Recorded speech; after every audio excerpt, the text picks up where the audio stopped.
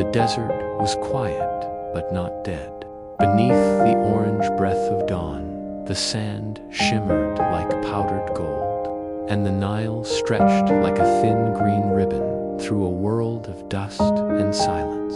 The air was already warm, not the gentle warmth of comfort, but the heavy, pressing heat that clung to your skin and made even breathing feel like work. This was morning in ancient Egypt, and if you were alive then, your day had already begun long before the sun had fully risen. You would have woken before the light, stirred by the faint hum of life near the riverbanks.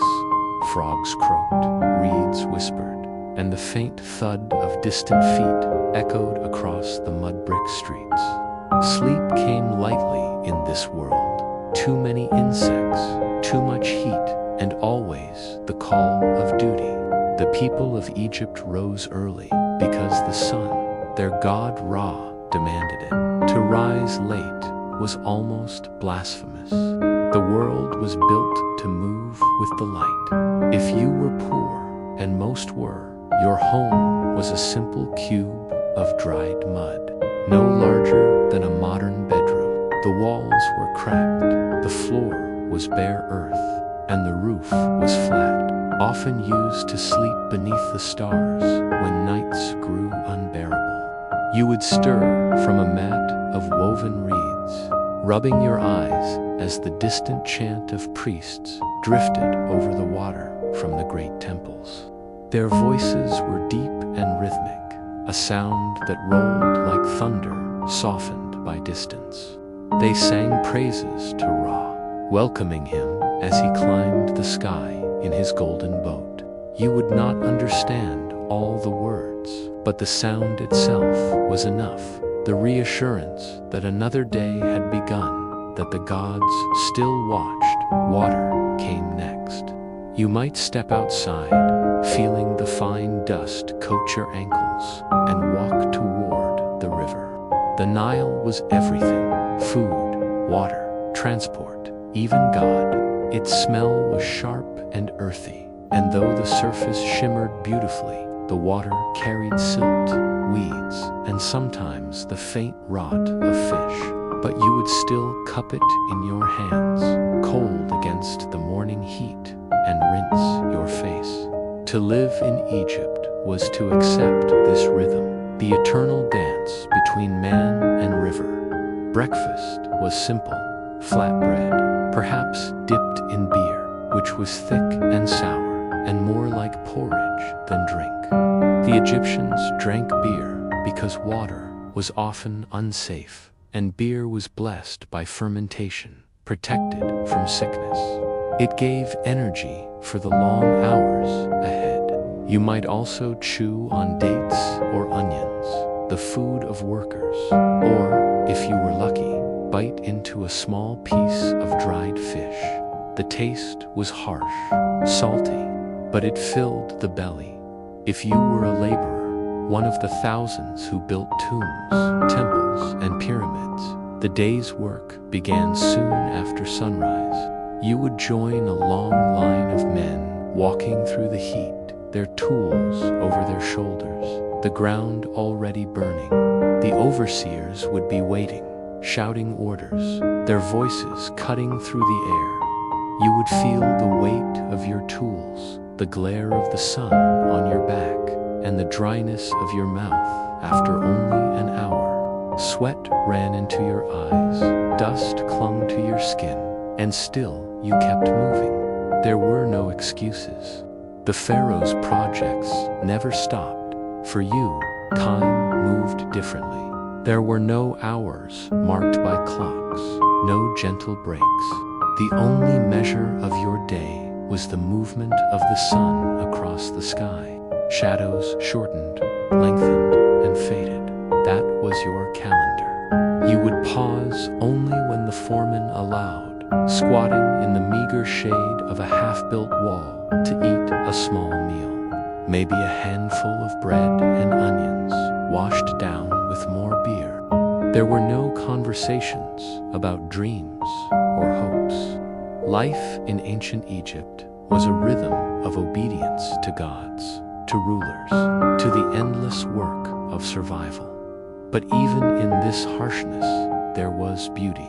When the wind shifted, you might catch the scent of lotus flowers drifting from the river.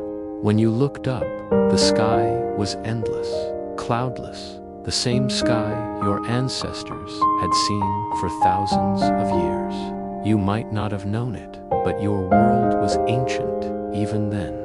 You lived among monuments older than memory, statues whose faces stared silently through time. The heat would rise like a wall by midday. The sand itself seemed to breathe fire, and your skin would sting beneath it.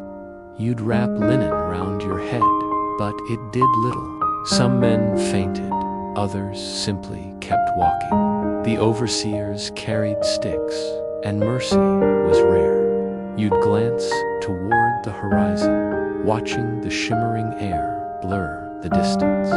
In that blinding light, the pyramids gleamed like white fire, their stone faces reflecting the sun. They looked eternal, unyielding. But you, standing there in sweat and pain, knew they were built by human hands. Hands like yours. If you were among the workers building a pharaoh's tomb, your labor wasn't just for the living. Everything in Egypt pointed toward death. Life was preparation for the afterlife, a brief test before eternity. The nobles would one day lie beneath the sands in golden coffins, their hearts weighed by Osiris against the feather of truth. You, though, would have no tomb. Your afterlife, if any, would be uncertain. Perhaps your spirit would wander the edges of the Nile forever, unseen, unremembered. Yet even you worked for the dead, carving their resting places, building their monuments. Death was everywhere, yet no one feared it. It was not an end, but a crossing. As the day stretched on, you'd hear the songs of other workers, low rhythmic chants that kept pace with the movement of your tools. Music was a small mercy in the endless sun. The words were often simple, prayers to the gods, calls for strength, laments for home. The rhythm of hammers and voices created a strange kind of peace. Even suffering in Egypt had its own music. By the time the sun began to lower, the shadows returned like friends. The light turned softer, golden, and the air cooled slightly. Work ended not with joy, but exhaustion. Your body would ache, your hands cracked and raw, your back bent. You would walk home slowly, feet dragging, eyes half closed. Yet, as you neared the river, the sound of children laughing might reach you, their small voices rising above the murmur of the current. And for a moment, the world seemed almost kind. Evening in Egypt was brief. The sun dropped fast, swallowed by the horizon. Fires flickered to life in the courtyards, and the smell of roasting grain and fish filled the air. You might sit on the ground, your family beside you, watching the light fade. The stars would appear one by one, so bright they seemed to hum. Someone might hum an old hymn to Isis or Hathor, and the children would listen with half-closed eyes. Sleep would come early, not as comfort, but necessity. You would lie beneath the open sky, the sand still warm beneath you. There was no silence. The night was alive with the sound of insects, of wind, of far-off voices. You would stare at the stars, thinking of the gods who watched from above, Ra sailing through the underworld, Osiris judging the dead, Anubis walking between worlds. And before your eyes closed, you might whisper a prayer, not for wealth or glory, but simply for another dawn, because in ancient Egypt, survival itself was divine. The Nile would rise again, the sun would return, and you would wake once more beneath the same eternal sky. That was enough. That was everything. By midday, the beauty of ancient Egypt turned into something far less forgiving. The same sun that painted the Nile in gold now hammered down with merciless fire. The sky above was so clear it almost hurt to look at. A bright sheet of white blue stretching endlessly without mercy or cloud. The heat was alive. It crawled into every breath, pressed down on your chest, and clung to your skin like a curse. You would think that the air itself had turned against you, thick and shimmering, whispering of exhaustion and thirst. The workers had already been laboring for hours when the sun reached its peak. There were no tall trees, no shadows deep enough to hide beneath. The desert didn't allow kindness. Only the faint walls of unfinished tombs and the edges of cliffs offered brief relief from the light. You might rest there for a moment, your back against the cool stone, your body trembling from the heat that never seemed to end. Your mouth would be dry, lips cracked, throat burning. Beer and water both ran out fast, but the foremen, men loyal only to the pharaoh's command, kept shouting, their whips ready to remind anyone who dared to stop. From a distance, the great projects of the pharaoh looked magnificent. The rising walls of temples gleamed with white limestone, and columns carved with sacred hieroglyphs reached toward the heavens. The people believed these were not mere buildings, but bridges between worlds, gateways where gods could step into the realm of men. You, as one of the builders, might not understand the deeper mysteries, but you felt their weight. Every stone lifted, every symbol carved, was a prayer written in sweat. You were building eternity itself, even if your own name would never be remembered. The heat changed everything. The sand turned molten underfoot, and your feet would burn even through the rough linen wrappings. The sound of chisels on stone rang through the air, sharp and steady, mixing with the dull thud of hammers. Each strike sent tiny clouds of dust floating upward, and the air shimmered with the golden haze of it. Sometimes the dust entered your lungs, making you cough until your ribs hurt. You'd wipe your forehead with your arm, smearing sweat and grit together, leaving streaks like war paint above it all. The priests moved like ghosts, their shaven heads gleaming, their linen robes clean despite the dust. They were the keepers of order, the servants of the gods. While you worked in the sun, they worked in shadow, inside the cool stone chambers of the temples. You might see them walking toward the river, carrying incense or offerings, baskets of bread, figs, or small clay pots of perfume. You'd stop for a moment just to watch them, their calm movements reminding you that the world was not only pain. They moved in silence, chanting prayers in voices that seemed too soft to survive the wind. But the words were believed to keep chaos at bay. In Egypt, the line between God and man was thin, and every moment was lived in service of balance, the divine order. Around noon, work would pause, not out of kindness, but necessity. Men dropped their tools and lay on the ground, trying to catch their breath. Some covered their faces with cloth to block the sun. Others simply stared at the sky in silence. The Nile glimmered in the distance, a thin mirage of coolness in a sea of heat. The sound of insects filled the stillness, the low drone of flies circling the sweat-soaked air. You'd hear the quiet murmurs of men talking about home, about wives waiting by the river, about children they barely saw. It was in these moments that the human heart spoke, soft, tired, but still alive. If you were lucky, you might wander closer to the river during your short rest. The path would be rough, but the sight of water would feel like a promise.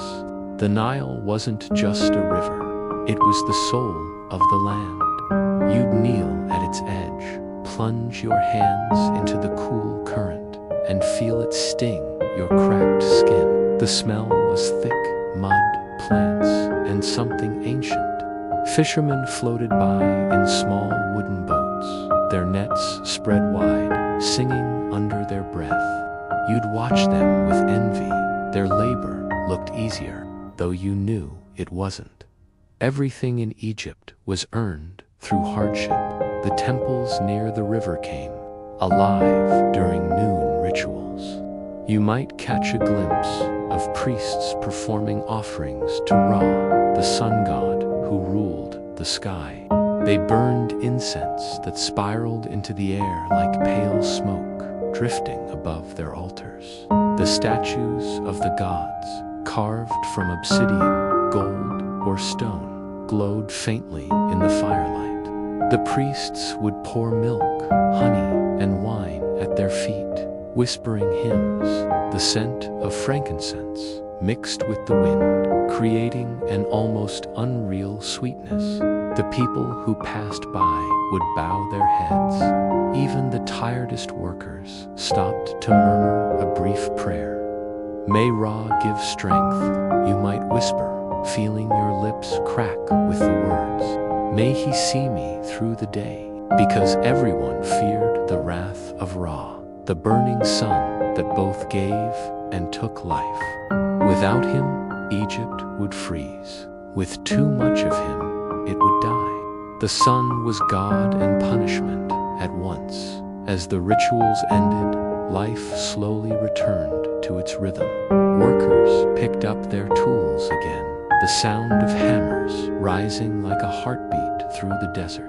Some men sang as they worked, ancient songs passed down from fathers to sons, chants to keep time, to forget pain, to honor the Nile. Their voices echoed across the plains, blending with the wind. Raise the stone, praise the God, build the name that never dies. You didn't need to believe in eternity to find comfort in the song. It made the labor lighter, the suffering less silent. Further up the river, the lives of the rich unfolded differently. If you had been born noble or priestly, your midday would not be spent beneath the sun, but within cool stone halls. Servants would fan you with palm leaves, bringing bowls of figs, bread, and roasted fowl. The walls around you would be painted with scenes of paradise, green fields, lotus ponds, golden boats sailing toward the afterlife. You'd wear linen so fine it felt like mist, and rings of turquoise and lapis would glitter on your fingers. Yet even in wealth, no one escaped the God's gaze. You would still pray daily, still make offerings, still fear the scales of judgment that awaited after death.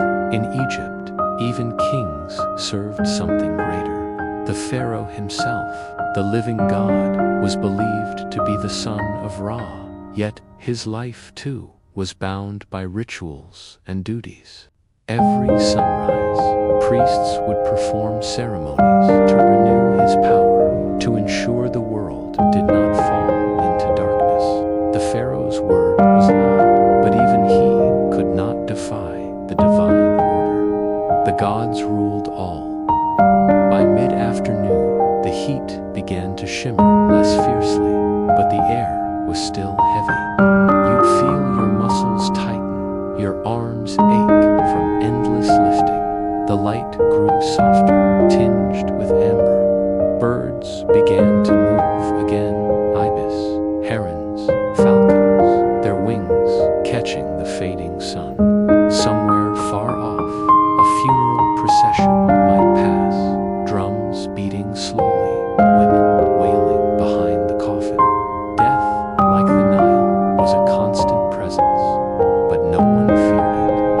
die was to step into the next world, a life beyond, promised by Osiris himself, when work finally ended. The workers' camp stirred with weary motion.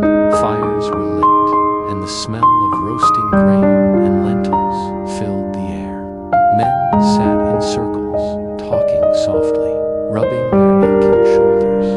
Some joked, others prayed. The priests moved through the camp, offering small blessings, drawing symbols of protection in the sand. Children ran barefoot, their laughter breaking through the silence. Women brought water, mended linen, and told stories, tales of the gods, of creation, of men who became stars. As the last light faded, the desert grew quiet again. The horizon burned briefly, a line of deep red fire, and then turned black. Stars appeared in millions, each one believed to be the soul of the dead, watching over the living. You would lie back on the sand, staring at them, feeling the earth's warmth beneath you. Somewhere, the priests began their night prayers to Isis and Osiris, their voices rising and falling like waves. The wind carried the faint sound of drums and the rustle of palm trees. You'd close your eyes, and for a moment, everything, the heat, the pain, the endless work, would fade. What remained was the heartbeat of Egypt itself, the river, the stars, the sand, and the silence of gods who watched forever. And as sleep slowly pulled you under, you might dream of cool water, golden boats, and a land where the sun never burned, a world beyond the Nile, waiting patiently for your soul. When the sun finally sank behind the horizon, the land of Egypt exhaled, a long, weary sigh that drifted across the sands. The air, once scorching and suffocating, began to cool, but not immediately. The heat clung stubbornly to the stones and the earth. For the people of ancient Egypt, night was not merely the end of the day. It was the time when the veil between worlds grew thin, when spirits stirred, gods walked unseen, and the Nile whispered secrets only the dead could hear as you lay upon the sand, your body aching from the endless labor. The stars above seemed close enough to touch. Their light was sharp, silver, eternal, unlike the cruel blaze of Ra's sun. The priests said each star was a soul, a life that had completed its journey through the underworld and risen into the heavens. You'd watch them and wonder if one day you too would burn among them, no longer a nameless worker, but a shining part of eternity. The night in Egypt was sacred. Every sound, every flicker of wind carried the weight of the gods. The Nile, calm and dark by day, came alive beneath the moon. Its waters glimmered softly, moving like liquid glass, reflecting the light of countless stars. The frogs began their chorus, insects hummed invisibly, and the slow creak of wooden boats echoed from the distance. Fishermen, wrapped in linen, pushed their small vessels into the water. The oars cut through the river, each stroke soft and rhythmic, like the heartbeat of Egypt itself. For the people who lived by the Nile, the river was more than water. It was memory, sustenance, and the road to the afterlife. They believed the dead sailed upon its current, drifting toward the western horizon, where the sun rested each night. You could almost imagine their ghostly forms gliding silently in the mist. Kings, farmers, children, and priests, all heading west, all chasing the fading light. The Egyptians called it the paradise, where souls lived forever, in perfect reflection of the world they had left behind. Every life was shaped by that belief. Every tomb, every ritual, every offering was a preparation for the endless journey beyond death. In the workers' village, fires burned low. Men sat close together, their shadows flickering against mud brick walls. The smell of lentil stew mixed with smoke, and laughter rose softly among them. The fatigue of the day was deep, but the night brought something gentler, a sense of belonging. Someone began to hum a tune, slow and low, a lullaby that drifted through the stillness. Women joined in, their voices weaving with the sound of crickets. It was the kind of sound that made the desert feel alive, as if the sand itself were listening, not far away. Inside the great city, the wealthy and the noble lived by lamplight. Servants poured oil into clay lamps, their flames trembling like captured stars. The nobles dined on bread, figs, fish, and wine from the delta, while musicians played harps and flutes. Dancers moved gracefully between columns painted with lotus and papyrus, symbols of life and rebirth. Yet, even amid the splendor, death was never far. The walls of their homes were painted with images of the next world, golden boats sailing to Aru, gods weighing the hearts of men, souls kneeling before Osiris. They celebrated life, but always with an eye toward what came after. If you wandered through the temple district at night, you would find priests tending sacred fires. Their chants filled the air, low and rhythmic, echoing between the stone pillars. They offered milk, bread, and incense to the gods, Ra, who would soon be reborn at dawn, Osiris, lord of the underworld, and Thoth, keeper of knowledge and time. The flickering torchlight danced across hieroglyphs carved deep into the walls, stories of creation, of chaos, of the endless cycle of death and rebirth. The priests moved like shadows, their eyes heavy with devotion, their voices echoing into eternity. The workers, too, performed their own humble rituals. Before sleeping, many drew small symbols in the dust beside their beds, an ankh for life, an eye for protection, or a scarab for rebirth.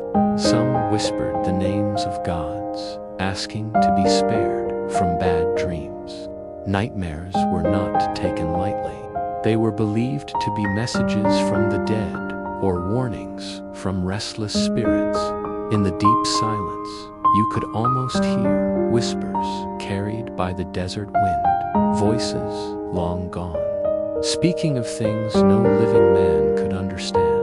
Beyond the villages and temples, the tombs of the kings watched over the night. The Valley of the Kings, a place of eternal silence, glowed faintly under the moon. Deep within its cliffs, tunnels stretched into the earth, filled with painted walls and treasures meant for the afterlife. Inside those tombs, pharaohs slept in golden coffins, surrounded by jars of food, jewelry, and spells written to guide their souls through the underworld.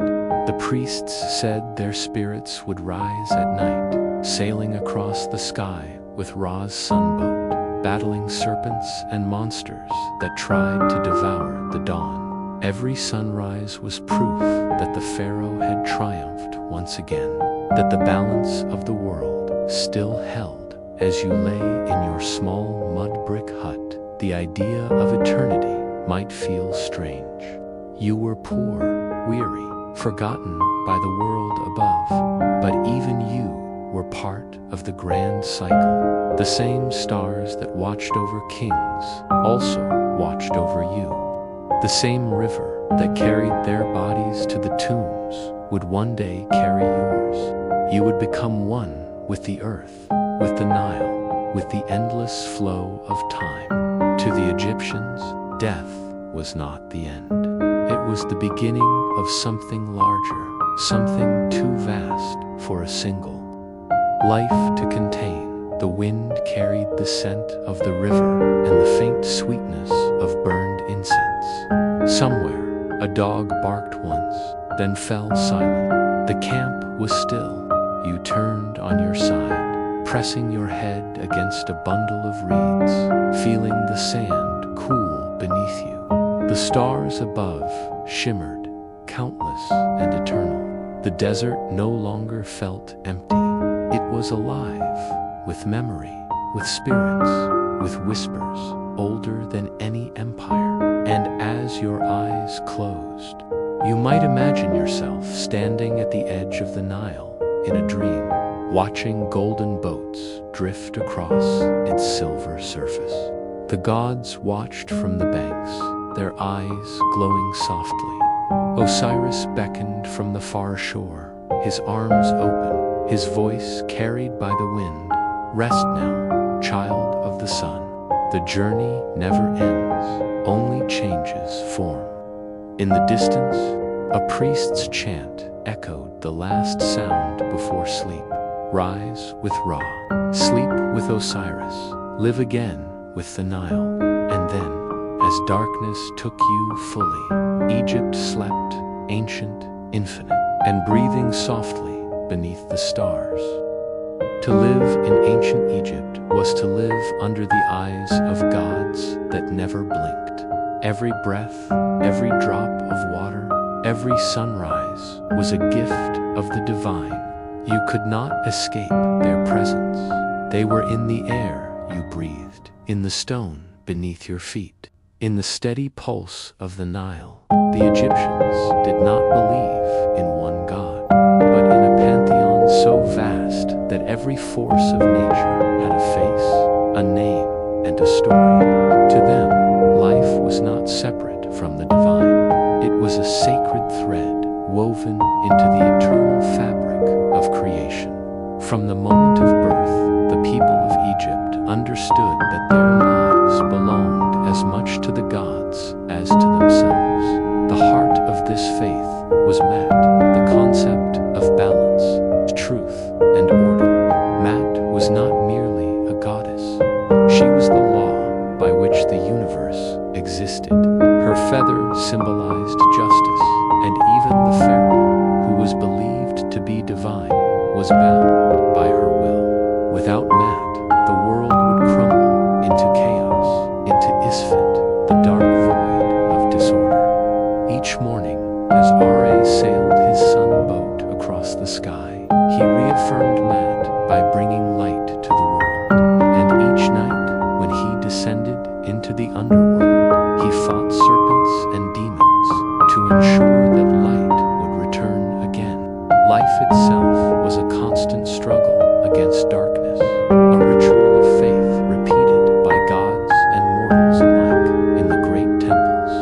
Priests rose before dawn to honor this order. They bathed in sacred water, shaved their bodies to remain pure, and donned linen robes as white as the desert moon. Inside the temple sanctuaries, where only the holiest could enter, they awakened the statues of the gods.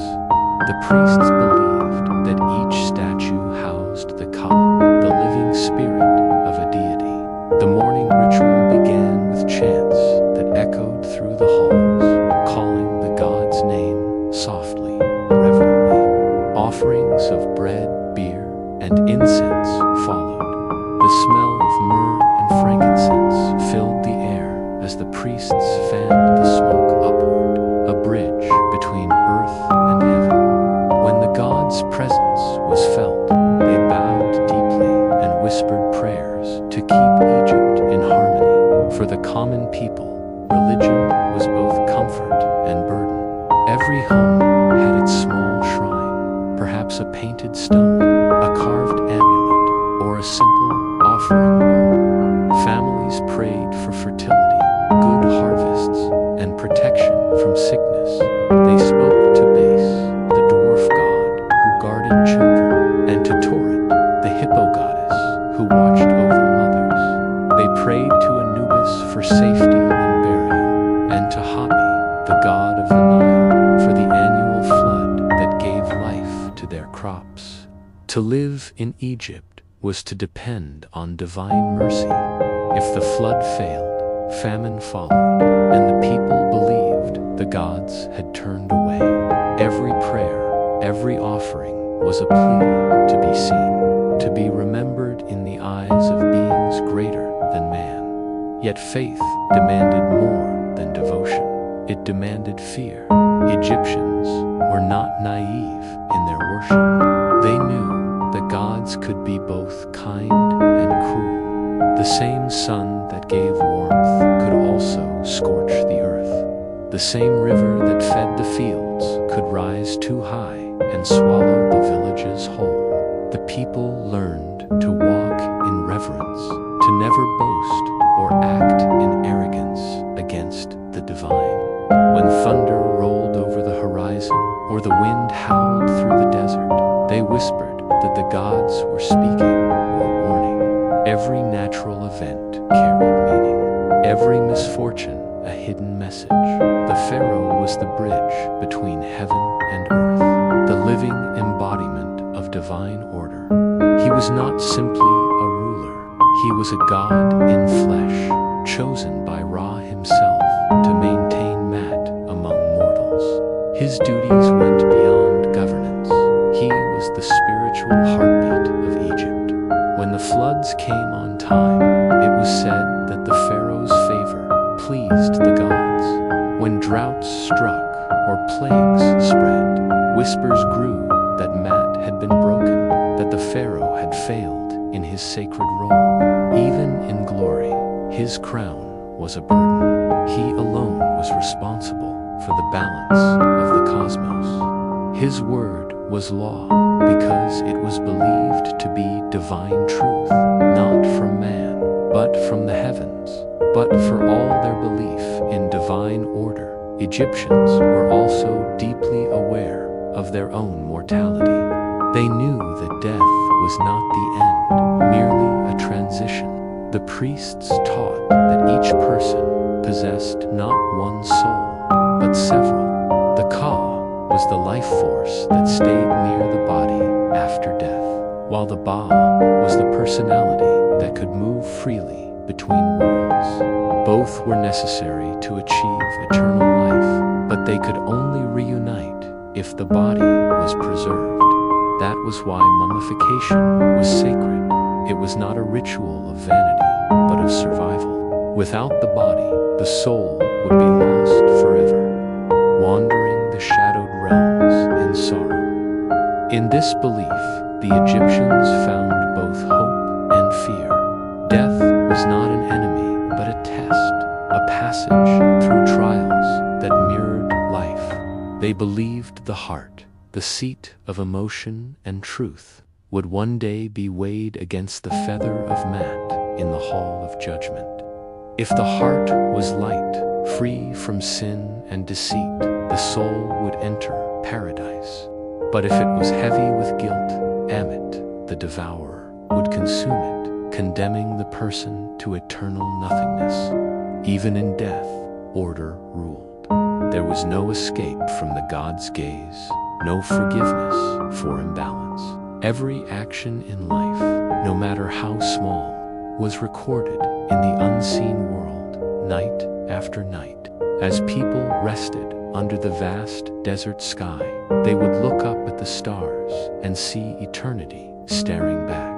Somewhere beyond those lights lay the realm of Osiris, a fertile, endless field where the righteous worked the land in peace, free from hunger and pain. The Egyptians dreamed not of heaven in the clouds, but of a world like their own, perfected and eternal. A place where the Nile never ceased to flow, where crops grew without effort, and where families were reunited forever. To reach that world, one had to live in accordance with Mat, to walk with truth, to speak with kindness, and to honor both gods and ancestors. Even the humblest worker believed in this promise. He may have had no gold, no name written in stone, but he had faith. In the quiet of his home, he would offer a piece of bread, pour pour a drop of beer into the sand and whisper the names of those who came before him. For the Egyptians, memory was a sacred act. To speak the name of the dead was to give them life again. Oblivion was the only true death, the erasure of one's name from the living world. That was why they carved names deep into walls and painted them in bright colors. As long as someone remembered, the soul endured. In this devotion, Egypt found immortality. Empires would rise and fall, kingdoms would crumble, but the names of their gods, Ra, Osiris, Isis, Anubis, would echo through time. Their temples, half buried by sand, would still stand thousands of years later. Their hieroglyphs, whispering prayers to a silent sky. The people who built them may have vanished, but their faith had carved itself into eternity. The gods of Egypt did not die because their believers refused to forget. And as the night deepened, the stars above the desert seemed to hum with invisible life. The priests said it was the song of the gods, the eternal hymn of creation.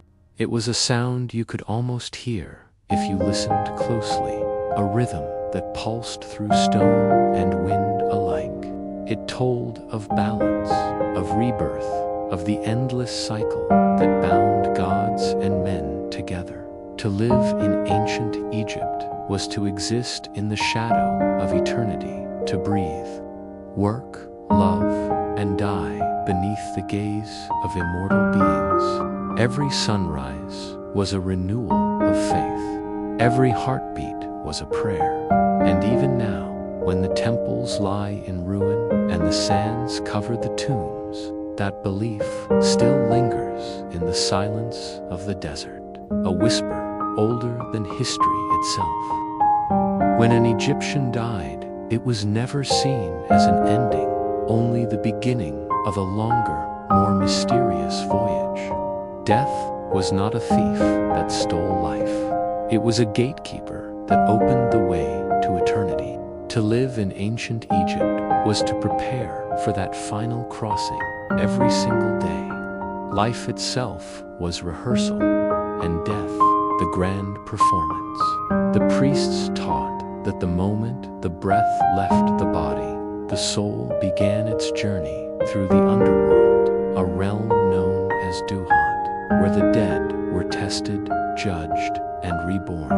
But before that passage could even begin, the body had to be made ready, preserved for eternity, fortified with prayer, and wrapped in the language of the gods. When the body of a person lay still, family and priests gathered around in silence. The air inside the house grew heavy with incense and grief. The women tore their clothes and covered their heads in ash, crying aloud to call the soul home. The men lowered their heads, whispering the name of the deceased, over and over, not to mourn, but to keep the spirit anchored until the priests arrived. The Egyptians believed that the Ka, the vital essence of a person, lingered near the body for several days, uncertain and confused. It needed guidance, ritual, and respect to understand that death had come and to move forward without fear. The embalmers, servants of Anubis, the jackal-headed god of mummification, would arrive soon after. Their work was sacred, dangerous, and precise. They were not just morticians. They were gatekeepers of immortality. Within their dimly lit workshops, the air was thick with the scent of natron, resin, and myrrh. The body was washed in water from the Nile, the river of life, and laid upon a stone table. The process could take weeks, even months, depending on the wealth of the deceased. The goal was not to preserve the flesh for beauty, but to protect the soul's vessel for eternity. The embalmers worked slowly, reverently. The internal organs were carefully removed, washed, and placed specific deity. The lungs belonged to Hapi, the baboon-headed god, the liver to Imsidi with his human face, the stomach to Duamutev, the jackal-headed protector, and the intestines to Kebasanov, the falcon-headed guardian. The heart, however, was left inside the body, for it was believed to hold a person's essence, memory, conscience, and truth. To the Egyptians, the brain was insignificant, but the heart was the key to judgment in the afterlife. Once cleansed, the body was filled with natron to draw out all moisture. The desert itself was their teacher. It had shown them that dryness preserved what time sought to destroy. The body would rest like that for 40 days, and during that time, priests recited spells from the Book of the Dead, a sacred collection of words believed to guide the spirit through the darkness of Duat. Each spell was a key, each verse a shield against the dangers that awaited in the next world. When the body was ready, it was anointed with oils and wrapped in layer after layer of fine linen. Each layer was a prayer, a promise to the gods. The priests would place amulets between the wrappings, a scarab over the heart, the eye of Horus for protection, and Ankh for eternal life. The final layers were sealed with resin, and over the chest they would lay a painted mask, often made of gold, representing the face of the deceased as they wished to appear in eternity. When the process was complete, the body was no longer mortal. It had become an Ankh, a luminous being, purified, eternal, ready to travel among the stars. But death in Egypt was more than preservation. It was ceremony. The funeral procession was a journey in itself. The family, dressed in white linen, would walk alongside the coffin as it was carried through the village. Musicians played slow, mournful tunes on flutes and drums. Women wailed in rhythm, their cries echoing across the desert. They were not just grieving, they were calling upon the gods to open the gates of the afterlife. The coffin, painted with hieroglyphs and protective symbols, was placed on a boat that drifted along the Nile, a final voyage mirroring the path the soul would soon take through the underworld. As the boat glided down the river, the sun shimmered on the water, and the reflection danced across the golden face of the mask. Priests stood at the bow, chanting prayers to Anubis and Osiris. "Guide him through the gates," they would say. "Keep the darkness at bay. Let the soul rise with Ra and rest in the field of reeds on the shore." Villagers paused their work and bowed their heads as the boat passed, a silent acknowledgement that one among them had begun the journey that all must take. Upon reaching the necropolis, the coffin was placed before the tomb. If the deceased was wealthy, the tomb was grand, carved deep into the rock and filled with paintings that told the story of their life.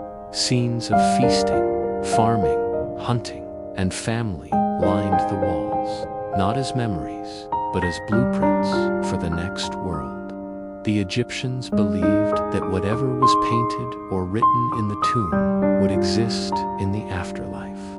For the poor, graves were simple, a mound of earth, perhaps a small offering jar, and a prayer whispered by loved ones. But even the humblest grave held the same hope that the soul would find its way to the eternal fields before sealing the tomb. The priests performed the most sacred ritual of all, the opening of the mouth ceremony. This ancient rite, conducted with solemn precision, was believed to restore the senses of the deceased. A priest, often wearing the mask of Anubis, touched the mouth, eyes, and ears of the mummy with a special tool carved from copper or stone. As he did so, he recited words of power. May your mouth open that you may speak to the gods. May your eyes open that you may see the sun. May your ears open that you may hear the voice of the living. With that, the spirit was believed to awaken, free to move, to speak, to see once more, reborn in the realm beyond. When the tomb was finally closed, the mourners stood in silence. The desert wind swept across the stones, carrying the scent of incense and tears. Some whispered final farewells, others left small offerings, a lock of hair, a cup of beer, a loaf of bread. These gifts were not for memory, but for sustenance. It was believed that the soul could draw nourishment from the essence of offerings. As the sand began to cover the entrance, one truth settled into every heart. The body might be buried, but the spirit would rise, and rise it did, according to their faith. The soul would awaken in the shadowed corridors of Duhod. There were rivers of fire, gates guarded by monstrous beings, and endless deserts of darkness. The Book of the Dead described each peril in detail: serpents with human heads, scorpion demons, and lakes that could swallow souls whole. But for the faithful, there was no fear, for every danger had its counterspell, every shadow its light. Guided by the words inscribed in their tomb and the prayers of the living, the soul would make its way forward, step by step, toward the hall of judgment. There, in a vast chamber, lit by eternal flame, stood Osiris, the god of the dead, crowned in white and gold, his eyes calm and all-seeing. Before him lay the great scales of truth. On one side rested the feather of Maat, on the other the heart of the deceased. The silence in that hall was said to be absolute. Even the gods held their breath as the weighing began. If the heart balanced perfectly with the feather, the soul was declared pure. The person was welcomed into the field of reeds, a paradise of endless harvest and peace. But if the heart was heavy with lies and sin, the beast, Ammit, part lion, part crocodile, part hippopotamus, would leap forward and devour it whole, condemning the soul to eternal oblivion. To the Egyptians, this was the truest justice. No one could cheat the gods, and no wealth or title could outweigh a corrupt heart. It was not the life of power that secured immortality, but a life lived in balance, in harmony with Maat. Those who passed the test joined Ra in his daily voyage across the heavens, their souls shining forever as stars. And so death in Egypt was never feared. It was faced with reverence, discipline, and even pride. To die was to return, to become part of the endless cycle of light and darkness, order and chaos, life and rebirth. In a land where the desert met the river, where the sun rose from death each morning, eternity was not a dream, it was destiny. The sands would bury their tombs, the temples would fall, and yet their faith endured. For even after thousands of years, the names of their gods are still spoken, their symbols still recognized, their prayers still echoing in the silence of the stones. Egypt did not die because it never stopped believing that life and death were two halves of the same eternal song. The air of the underworld was thick with silence, a silence that was alive. It was not the stillness of emptiness, but the expectant pause before revelation. The soul, having crossed the treacherous lands of Duat, stood now at the threshold of the Hall of Two Truths, the place where eternity was decided. Here, no lies could hide, and no heart could pretend to to be pure.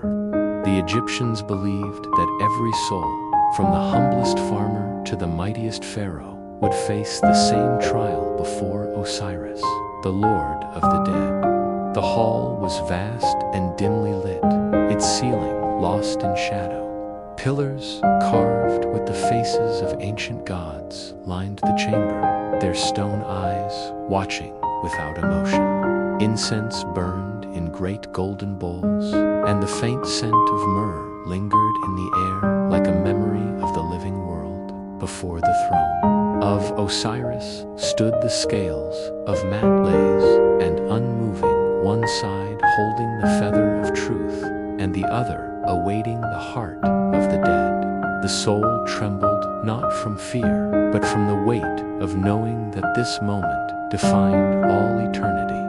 Osiris sat upon his high throne, calm and radiant, his skin the color of the Nile's fertile earth, green, yet glowing faintly with divine life. His white crown gleamed, and across his chest lay the crook and flail, symbols of kingship and judgment. To his left stood Anubis, the jackal-headed guardian, silent as the desert night. It was he who would guide the soul through this final rite. To Osiris's right waited Thoth. Behind them, 42 divine judges watched, representing each law of Maat, truth, balance, justice, order. Every god was a witness. Every whisper of the soul was known. When the soul entered, it bowed low, for it was no longer a mortal being, but a memory standing before eternity. Anubis stepped forward, holding a small glowing vessel within it, the heart of the deceased. In life, it had been the center of thought, feeling, and morality. Now, it was the key to the soul's fate. Anubis placed the heart upon one side of the scales. Its color was deep red, almost black, pulsing faintly as though still alive. Then, with utmost care, he placed the feather of Maat upon the other side, light, white, pure, the symbol of absolute truth. The hall fell into silence. Even the gods seemed to stop breathing. Slowly, the scales began to tremble. The feather swayed gently, and the heart shifted as if resisting its own confession. The soul could do nothing but wait, for in that moment, no prayers, no gold, no titles could save it. Only truth. If the heart was light, if it balanced perfectly with the feather, the gods would nod in approval. Osiris would raise his hand and speak, his voice deep as the desert wind. You are justified. You have walked in Maat. Go now to the field of reeds and dwell forever in peace. But if the heart was heavy, heavy with greed, deceit, cruelty, or neglect, the scales would tip, and from the shadows would emerge Ammit, the devourer, a monstrous being with the head of a crocodile, the front of a lion, and the back of a hippopotamus. She was the embodiment of destruction. She waited beside the scales with burning hunger in her eyes. The moment the scales fell against the soul, Ammit lunged forward. Her jaws snapped shut around the heart, crushing it with a sound that echoed through eternity. The soul would be lost forever, not punished, not tortured, simply erased. That was the worst fate imaginable, to be forgotten, to vanish completely from both worlds.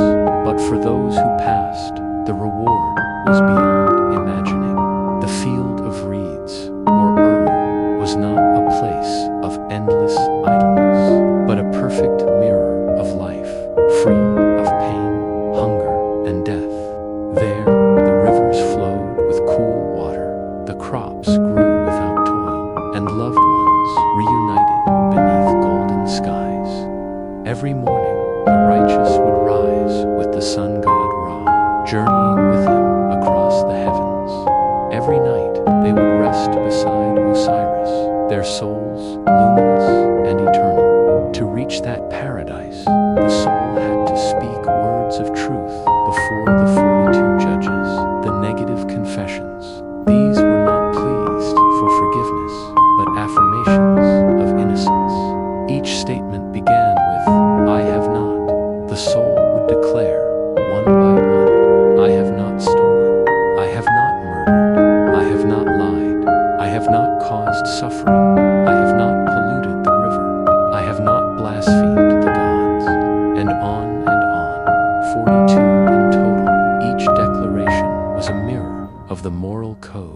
that governed Egyptian life.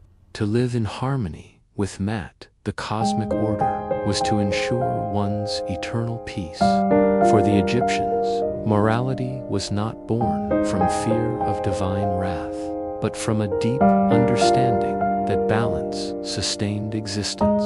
They saw the universe as a delicate harmony. If one lived unjustly, one invited chaos not only upon oneself but upon the world. The scene inside the Hall of Judgment was as much a reflection of Egyptian society as it was a vision of the divine. The living, too, lived beneath the watchful eyes of order and justice. Pharaohs were not merely rulers, they were the earthly embodiment of Mat, responsible for maintaining cosmic balance. Every law, every ritual, every offering to the gods was a reaffirmation of that balance. The afterlife was simply the continuation of that same law, an eternal court where one's deeds were laid bare. When the soul's heart balanced true, Thoth would step forward. With a graceful stroke of his pen, he recorded the verdict in sacred script, true of voice. He would write beside the name of the deceased. This phrase, Makeru, meant the soul had spoken truth and was found righteous. That single phrase was the greatest honor a person could achieve, greater than wealth, power, or fame. It meant the soul had lived well, loved purely, and kept balance with the world. Osiris would then rise from his throne, his green hands glowing with divine light. He would extend one hand toward the soul and speak softly, his voice like wind through papyrus reeds. Come forth, justified one. Enter Aru and live again. The gates of light would open, and a warm radiance would envelop the soul. It would step through, shedding all pain and memory of fear, entering the eternal fields where every sunset shimmered forever and every dawn felt like the first. But beyond the grandeur of this vision was something deeply human. The Egyptian belief in judgment was not only about fear of punishment, it was about hope for justice. In a world where life could be cruel and short, they dreamed of a place where fairness truly ruled. A peasant who had lived honestly could stand equal to a king before Osiris. Wealth could not buy purity. Power could not tilt the scales. It was the heart alone that decided eternity.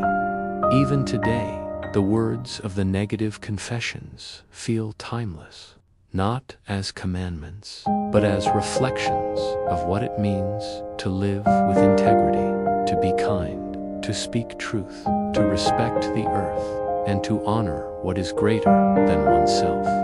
The Egyptians, though surrounded by desert and death, built their civilization on the belief that goodness endured. That was their real immortality. In the quiet of the tombs, the paintings of this scene, the weighing of the heart, were everywhere. You can still see them on the walls of the Book of the Dead, papyri, vibrant and eternal. Osiris sits enthroned, Thoth writes with calm focus, and Ammit waits with her terrible patience. The scales hang perfectly balanced, and the soul stands, small but dignified, before the gods. Even in their art, there is serenity, the sense that truth, not fear, governs the fate of all things. If you close your eyes and imagine that hall, the flicker of torches, the shimmer of gold, the hush of eternity, you might feel what the Egyptians felt, that the end was not punishment, but the moment when one's heart finally revealed what kind of life it had carried. In that silence, beneath the gaze of Osiris, one truth becomes clear. Immortality is not a gift. It is something earned, breath by breath, deed by deed, heart by heart. And so, the soul passed on, glowing softly as it stepped into the dawn of eternity. The journey was complete, the heart was light, the scales were balanced. The song of Maat continued forever, in the heavens, in the desert wind, in the stars that still shine over the Nile. Egypt's promise of eternal life was not merely a belief, it was a whisper carried through time, a gentle reminder that truth, in the end, is the only thing that never dies. In the blazing heart of Egypt, where the sun rose like molten gold and the Nile carved its path through eternity, there lived men and women who carried the weight of the gods themselves, the pharaohs. To most, the image of a pharaoh is that of supreme power, a ruler in gold, a man whose word shaped kingdoms and whose name echoed in temples. But beneath that crown, behind the shimmering mask of divinity, there was something quieter, lonelier, and far more human.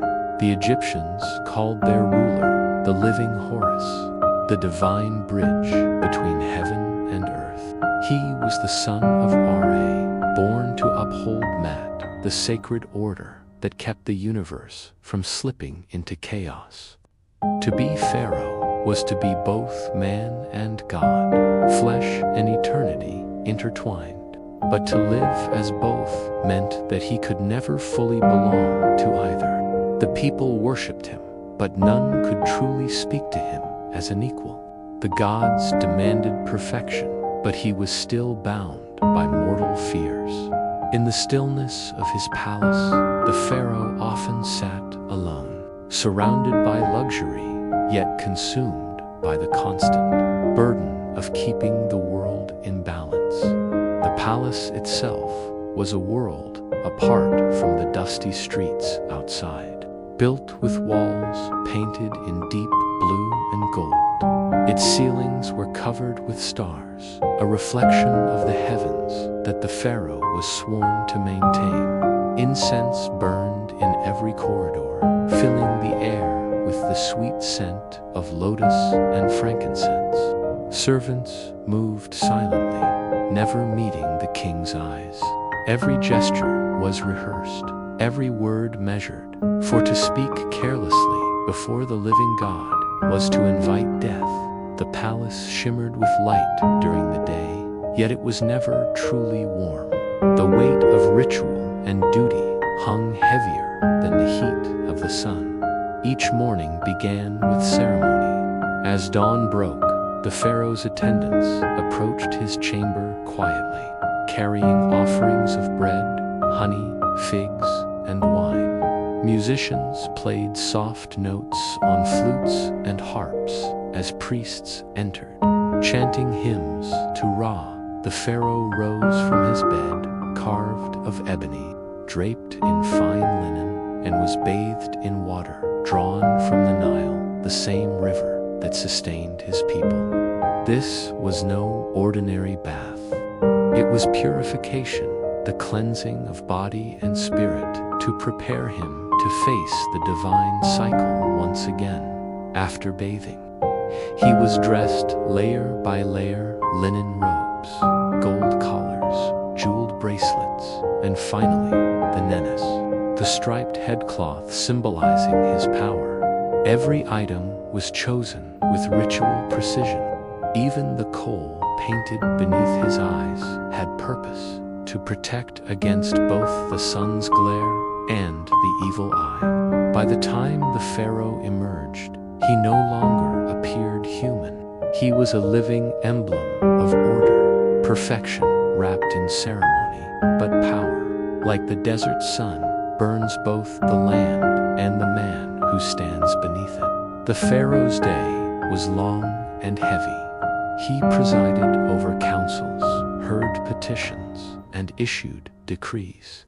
Every matter, from the distribution of grain to the punishment of thieves, was seen as an extension of divine will. If famine struck, it was said that the pharaoh had failed in his duty to Maat. If rebellion stirred in a distant province, it was believed that he had lost favor with the gods. Every misfortune, every whisper of unrest was a crack in the illusion of perfection. There were moments, historians believe, when the pharaohs themselves questioned their divinity. They were raised from birth to believe they were gods, yet they bled like men. They aged, they grew weary, and they buried their children. Behind the gold mask was often a face marked by sorrow. The tombs and temples, magnificent as they were, sometimes spoke of quiet desperation, an obsession with immortality, born not from pride, but from fear. To be divine meant never to rest. Beyond the throne room, the pharaoh's world was carefully controlled. Even his pleasures were bound by ritual. Banquets were grand affairs, with dancers, musicians, and lavish food. Yet every gesture was symbolic. Wine was poured not simply for joy, but as an offering to Hathor, goddess of pleasure. When he laughed, the courtiers laughed too. When he frowned, silence filled the air. It was not companionship, it was worship disguised as loyalty. The pharaoh's wives and concubines lived in their own secluded quarters, the harem, a place of both privilege and imprisonment. Though it was a world of luxury, filled with perfumes, fine fabrics, and gardens, it was also a cage, gilded with beauty. The women there competed quietly for attention, for the promise of bearing a royal heir. Yet, even the queen, the great royal wife, knew her husband was never truly hers. He belonged to Egypt, to the gods, to Maat, not to love. The scribes who recorded the pharaoh's life often described his public glory, but left out the private stillness. When night came and the court grew silent, the living god would sometimes stand upon the palace balcony, gazing over the dark expanse of the Nile. The river shimmered beneath the moonlight, its surface reflecting the same stars painted above his ceiling, the same stars his ancestors claimed as their final resting place. The sound of distant frogs and the soft rustle of palm leaves were his only company. In those moments, perhaps, the pharaoh felt the loneliness of being more than a man. The truth was that the pharaoh's divine image was as much a mask for the people as it was for himself. Egypt's survival depended on belief, the faith that the sun would rise because the pharaoh lived, that the Nile would flood because he prayed, that chaos would remain at bay because he existed. His body was the vessel of order, his mind the anchor of civilization. To show weakness was unthinkable, for if the living God faltered, so might the world. Even sleep was a ritual. The pharaoh's bedchamber was not simply a place to rest, it was a temple of dreams. Incense burned through the night to purify the air. Statues of protective deities surrounded the room, base to drive away nightmares. Isis to guard his soul, Ra to ensure he would awaken with the dawn. Before sleeping, priests would recite hymns beside him. May your heart rest in truth, O Lord of the two lands. May your eyes see the sun again. Sleep was seen as a temporary death, and waking a rebirth. The pharaoh, even in rest, carried the weight of the cosmos on his chest. Yet, despite the grandeur, cracks appeared in the illusion of divine perfection. Some pharaohs, like Akhenaten, rebelled against the old order, attempting to reshape religion itself. He declared the sun disk, Aten, as the one true God, and closed the temples of Ammon. To his people, it was heresy. To Akhenaten, it was truth. But such acts showed how fragile the balance truly was. Even the living gods longed for meaning.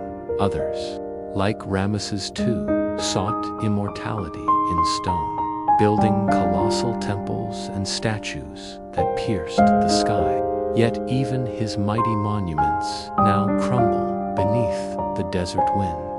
The names once carved to last forever have faded.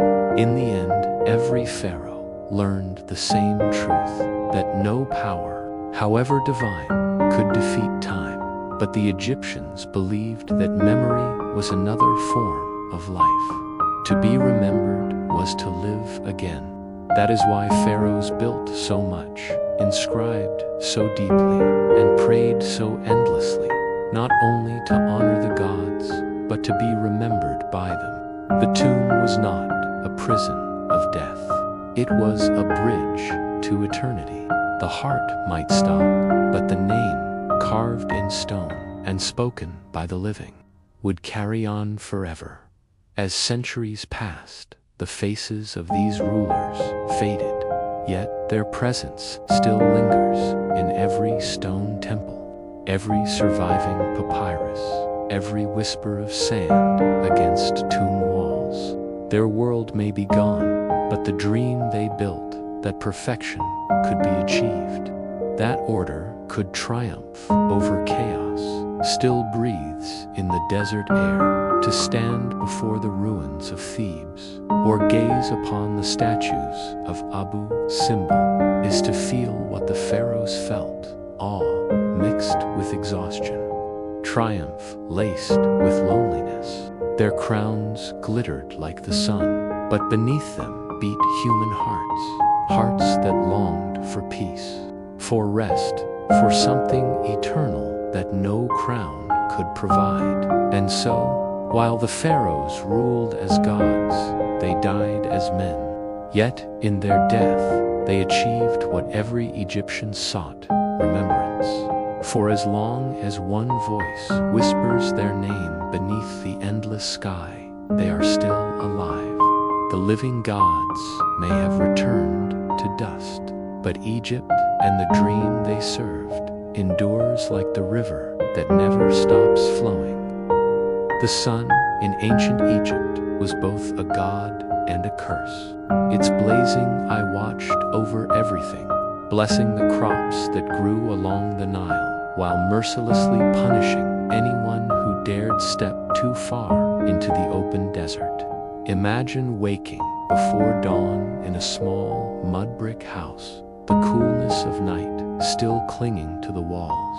The faint call of roosters mingles with the distant sound of the river. You rise slowly, wrapping a thin linen cloth around your body, knowing that in just a few hours the heat will turn unbearable. Every day in ancient Egypt was a struggle, not just for food, not just for water, but for endurance, a battle between human skin and the relentless sun, the Nile. So calm and shimmering under the morning light, was both a savior and a threat. People depended on it for everything, drinking, bathing, farming, but its moods were unpredictable. When it flooded too little, famine came. When it flooded too much, homes disappeared beneath brown water.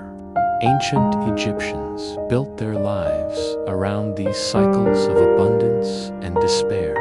They measured time through the river's behavior, prayed to gods like Hapi, the spirit of the Nile, and accepted that their fates flowed as unpredictably as the river itself.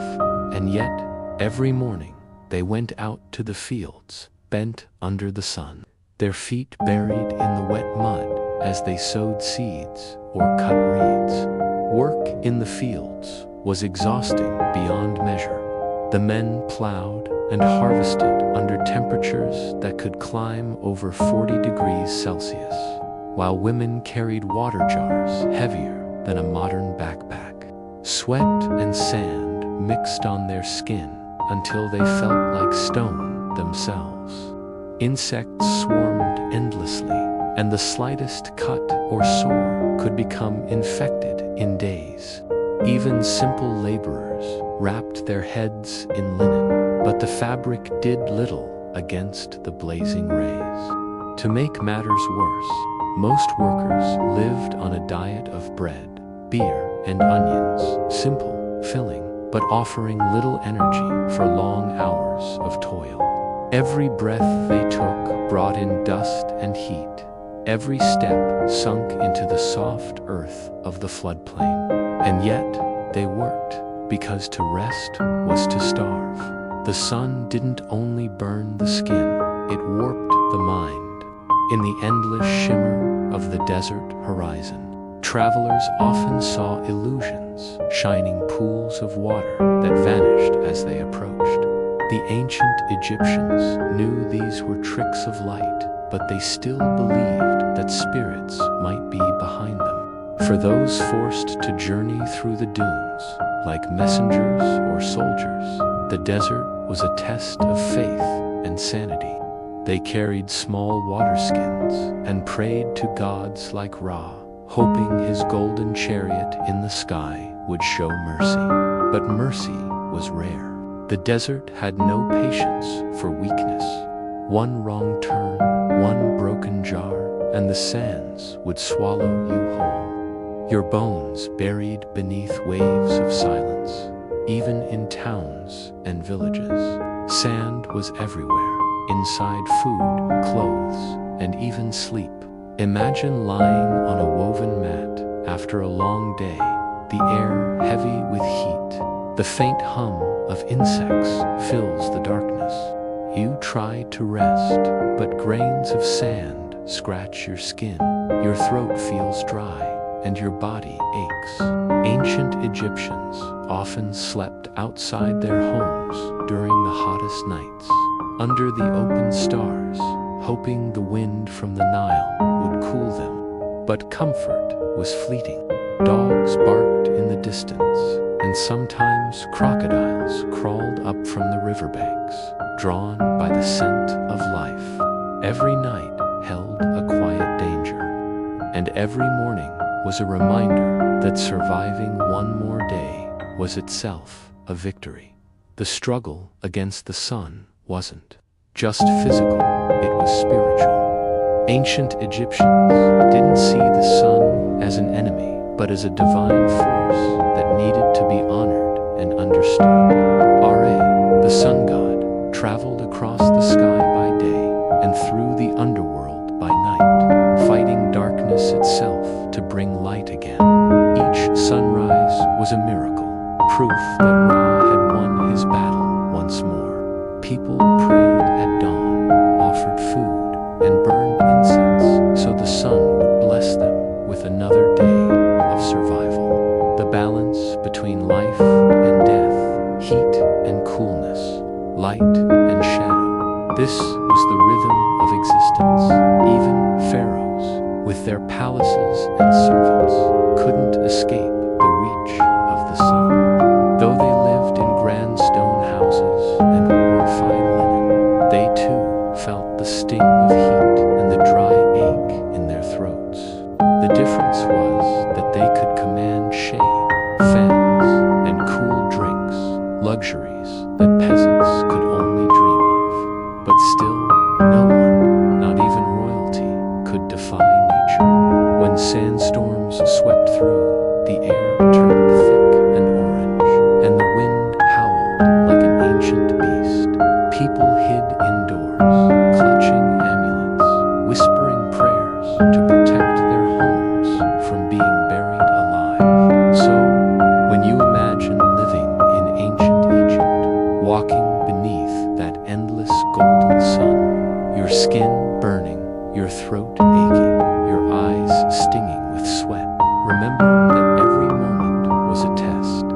The beauty of the pyramids and temples hides the truth that survival here meant bending your body and spirit to the will of the land. And yet, they endured. The farmers, the builders, the fishermen all gave their lives to feed the gods, to serve the pharaoh, and to keep the heart of Egypt beating through centuries of heat and hardship.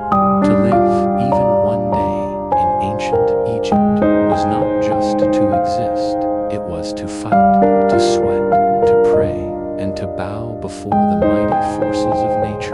ruled every breath you took. When we think of ancient Egypt, we often imagine towering pyramids, magnificent temples, and golden treasures buried beneath the sands, symbols of an empire that seemed almost immortal. But behind all that grandeur stood the sweat, pain, and sacrifice of thousands of ordinary people whose names history never bothered to record. Their world wasn't made of gold and stone.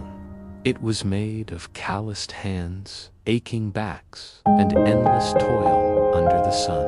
Every monument, every carving, every shrine that tourists marvel at today was built by those who endured lives of quiet suffering and unwavering obedience. At dawn, the sound of drums or the cry of overseers would wake the workers from shallow sleep. They lived in dusty camps near construction sites, their shelters built from straw and mud, offering little protection from the heat or the insects. Breakfast was simple: a piece of bread, some onions, and a cup of beer. Not the intoxicating kind, but a thick, sour drink that provided calories and hydration. Then came the day's labor, long, back-breaking hours carrying limestone blocks, mixing mud, hauling ropes, or shaping tools from bronze. The air filled with dust, so thick it clung to the lungs. The sun rose like fire over the desert, turning the horizon into a molten sea. For those who worked on royal projects, life was grueling but strangely structured. The pharaohs, architects, and priests organized the workforce into teams, known as crews. Each crew had a name, like the drunkards of Menkaure or the friends of Khufu. It gave them pride, identity, and a small sense of belonging in a world that offered little else. But this pride didn't erase the hardship. Men often collapsed from exhaustion, their bodies dragged aside as others continued the work. If a man died, his name might be remembered in whispers for a day or two, but the pyramid would still rise, unbothered by the suffering beneath it. Despite what some myths suggest, not all laborers were slaves. Many were paid workers, farmers, and villagers who were recruited during the off-season when the Nile flooded their fields. They received food, clothing, and sometimes a small wage. But even for them, work was a heavy price to pay.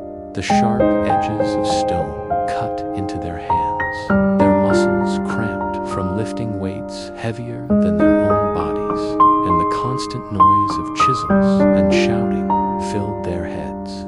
By night, they lay on reed mats, staring at the stars, their dreams filled not with gold, but with the thought of cool water and rest. For those who truly were slaves or prisoners of war, existence was even harsher.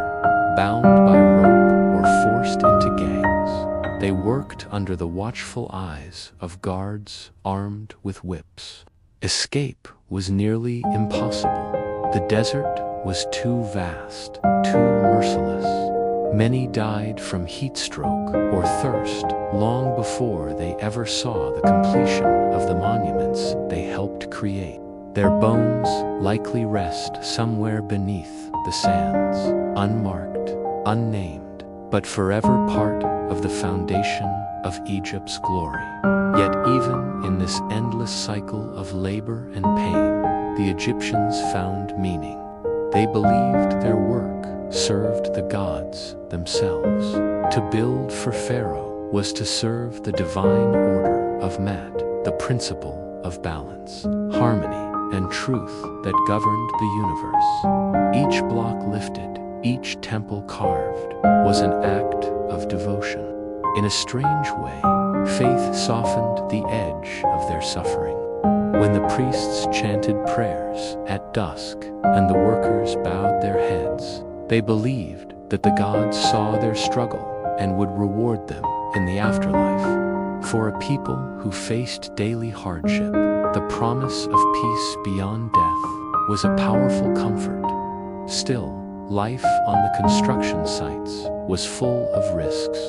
Injuries were common: crushed limbs, infections, sunstroke.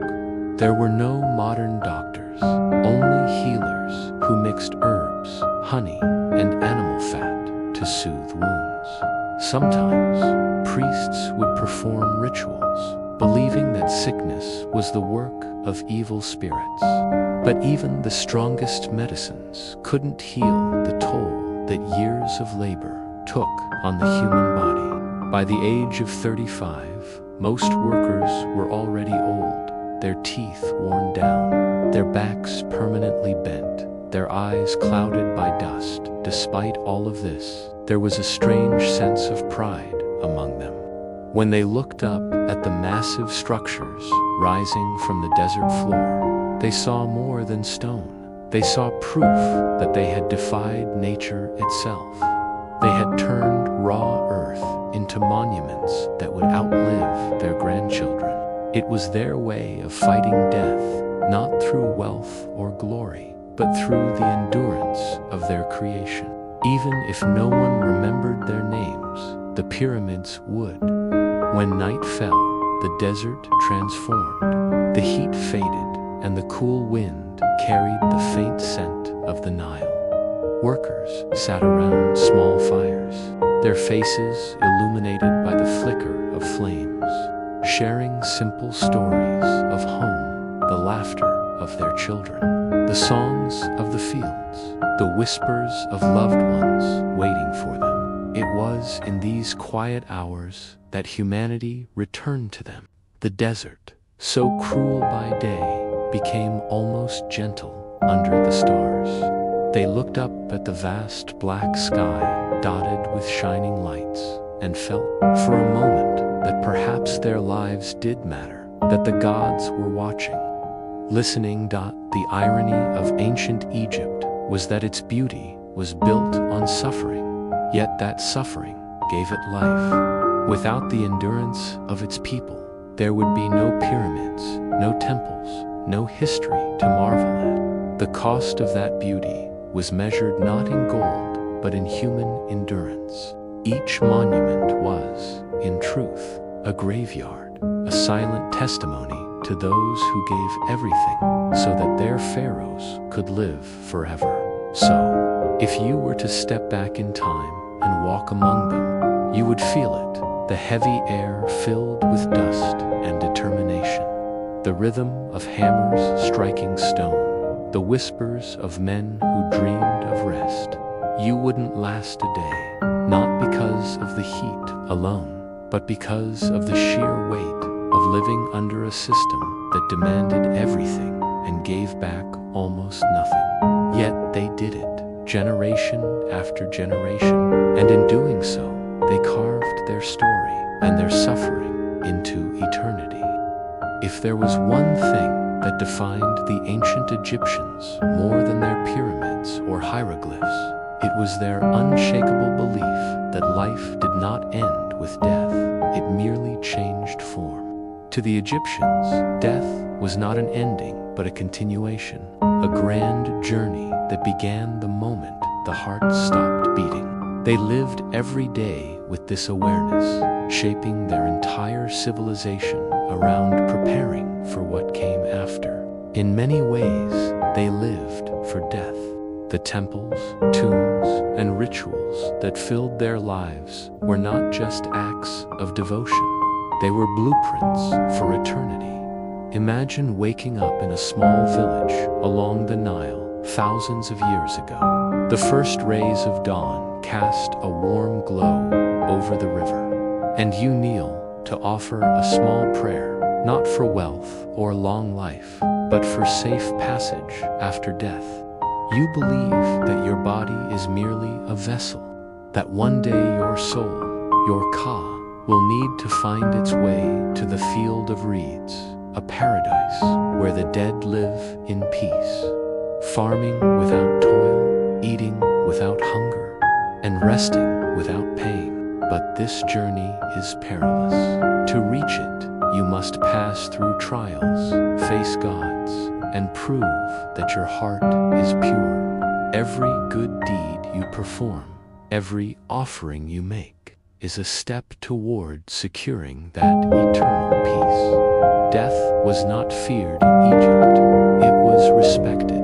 The Egyptians saw it as a natural part of existence, just another stage of the divine cycle of creation and rebirth. The god Osiris, once a mortal king, was believed to have died and risen again as the ruler of the underworld. His story became a promise to all that death was not the end, but a doorway. People prayed to him daily, asking for mercy and safe guidance through the afterlife. Temples to Osiris dotted the landscape, filled with offerings of food, flowers, and amulets shaped like the sacred egg, the symbol of eternal life. But preparing for death was not something that only the priests or pharaohs did. It was a part of everyday life for everyone. Even a poor farmer saved what little he could to afford a simple coffin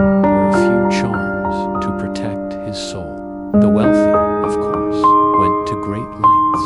They commissioned elaborate tombs filled with paintings, food, jewelry, and even servants carved in miniature form to serve them beyond the grave.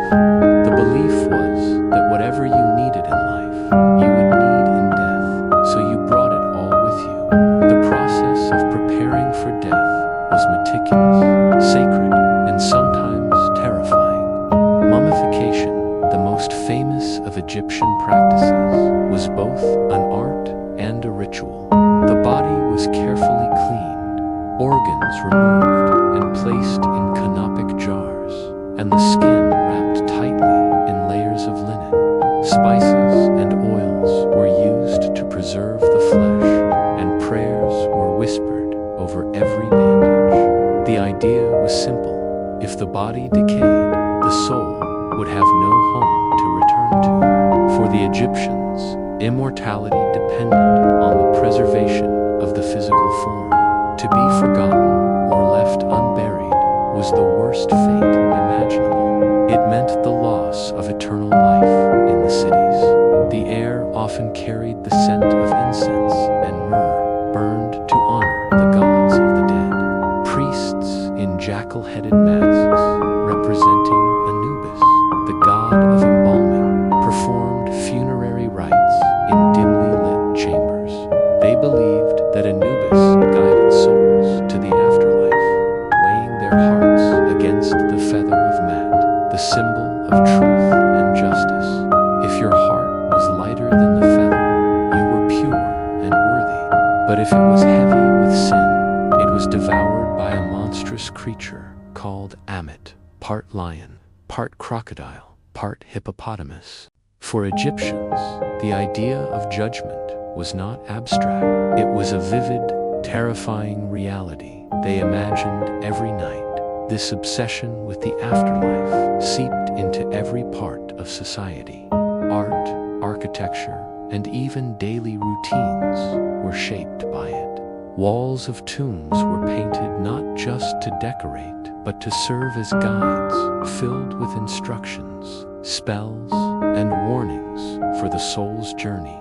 The Book of the Dead, a sacred collection of texts, was a kind of spiritual manual, a map to eternity. It told the deceased what to say to the gods, how to navigate the underworld, and how to avoid traps and demons. To forget even a single word could mean being lost forever. Pharaohs, of course, took this belief to divine extremes.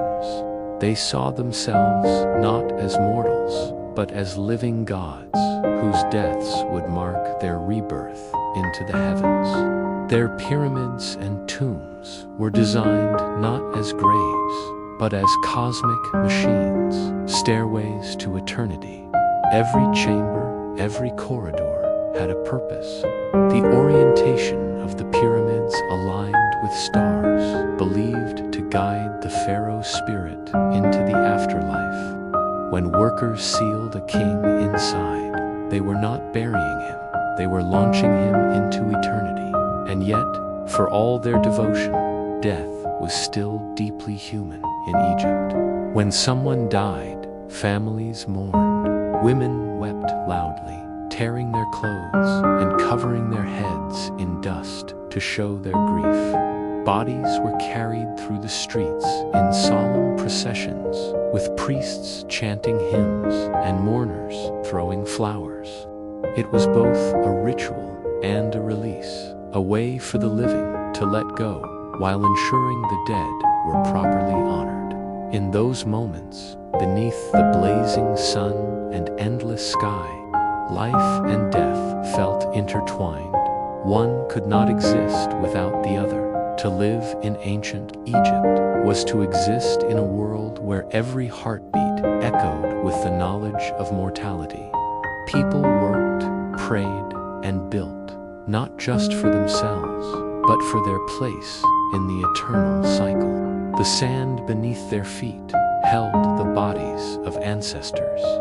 The air above carried the whispers of spirits, and though their civilization has long turned to dust, their obsession with the afterlife left behind something extraordinary, a legacy that still speaks thousands of years later from every tomb and hieroglyph, reminding us that the Egyptians never truly died because, in their eyes, no one ever did. To understand the ancient Egyptians, one must first understand their gods, for, in Egypt, faith was not a quiet belief, but the very fabric of life itself.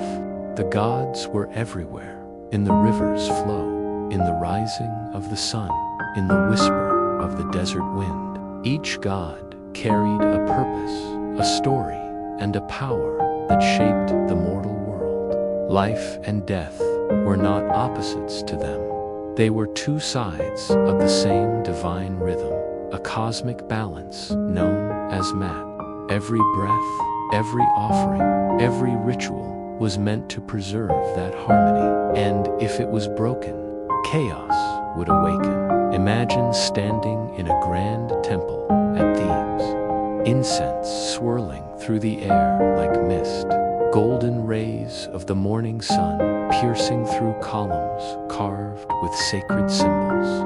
Priests, dressed in spotless white linen, move silently through the shadows, their heads shaved in reverence.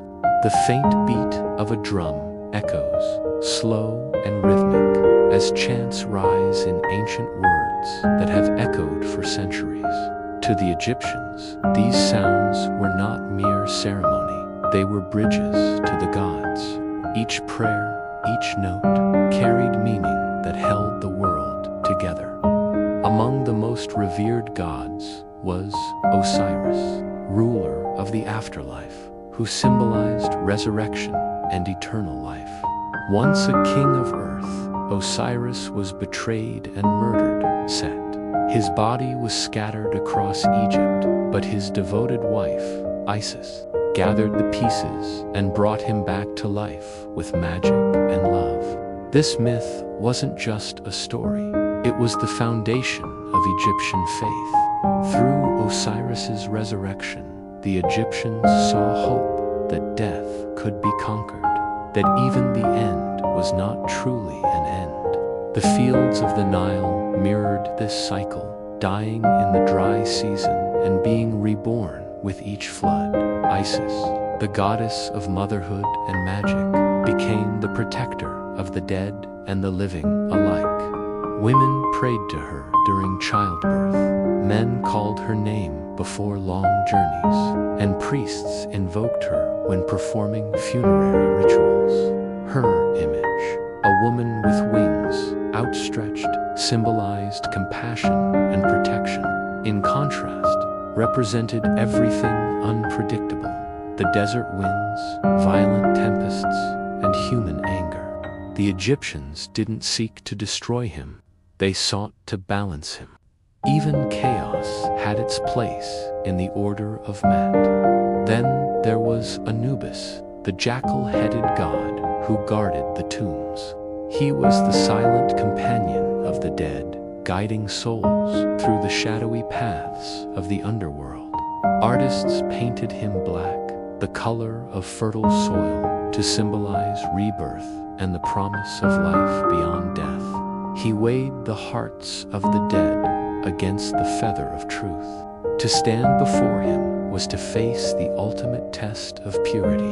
The heart had to be light, free of lies, cruelty, and greed, or the soul would be devoured forever by the terrifying creature, Ammit, the eater of hearts.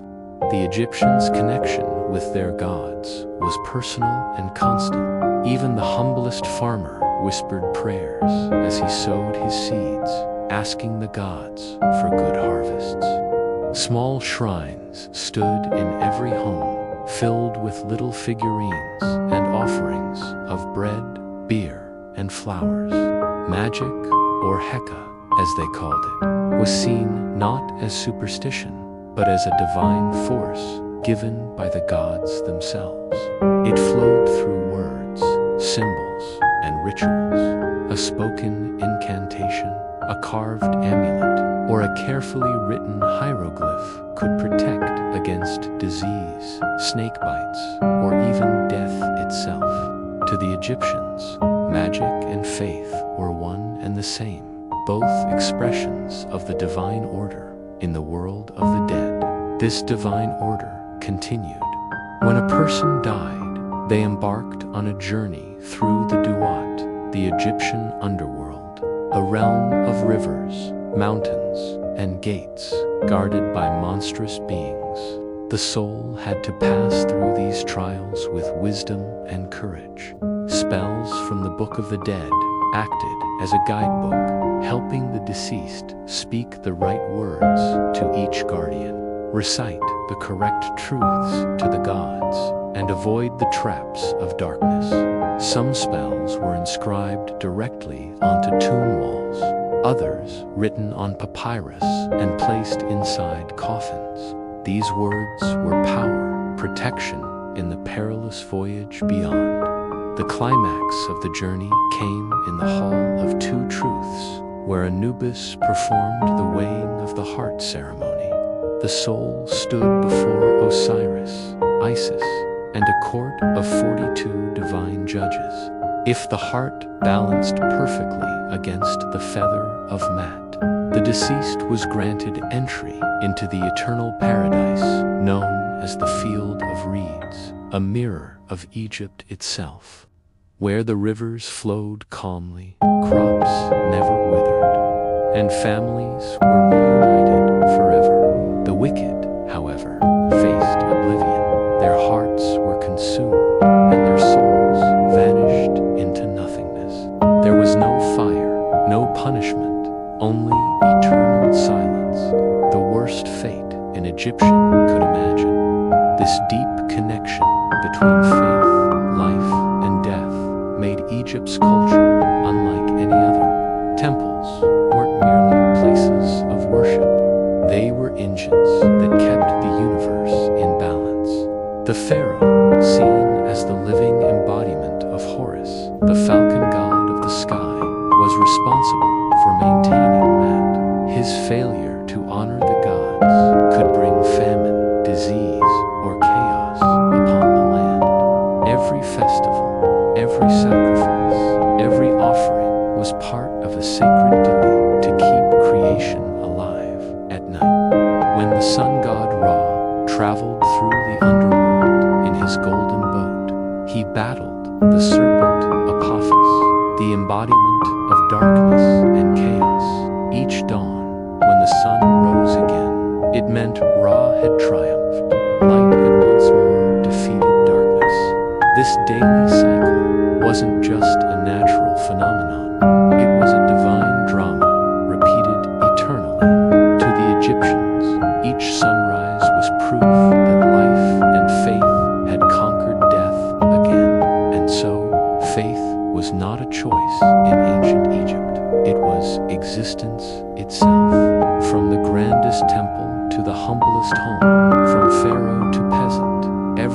played a part in the cosmic order. The people lived under the gaze of gods who were both merciful and terrifying, divine beings who demanded respect but offered eternal life in return. They worked, prayed, and dreamed beneath the same sun that had watched their ancestors for thousands of years, believing that as long as they honored the gods, Egypt and their souls would live forever, even now. Millennia later, when we gaze at their temples and tombs, the silence still hums with their faith. The gods may have faded from human worship, but their stories live on, carved into stone, whispering through time, proof that the Egyptians' belief in eternity was not misplaced.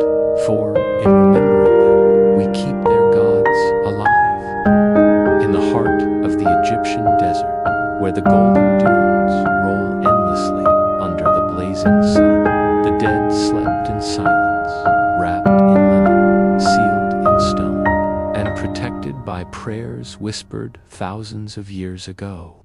To the ancient Egyptians, the tomb was not simply a grave. It was a doorway, a sacred threshold between the world of the living and the eternal realm of the gods.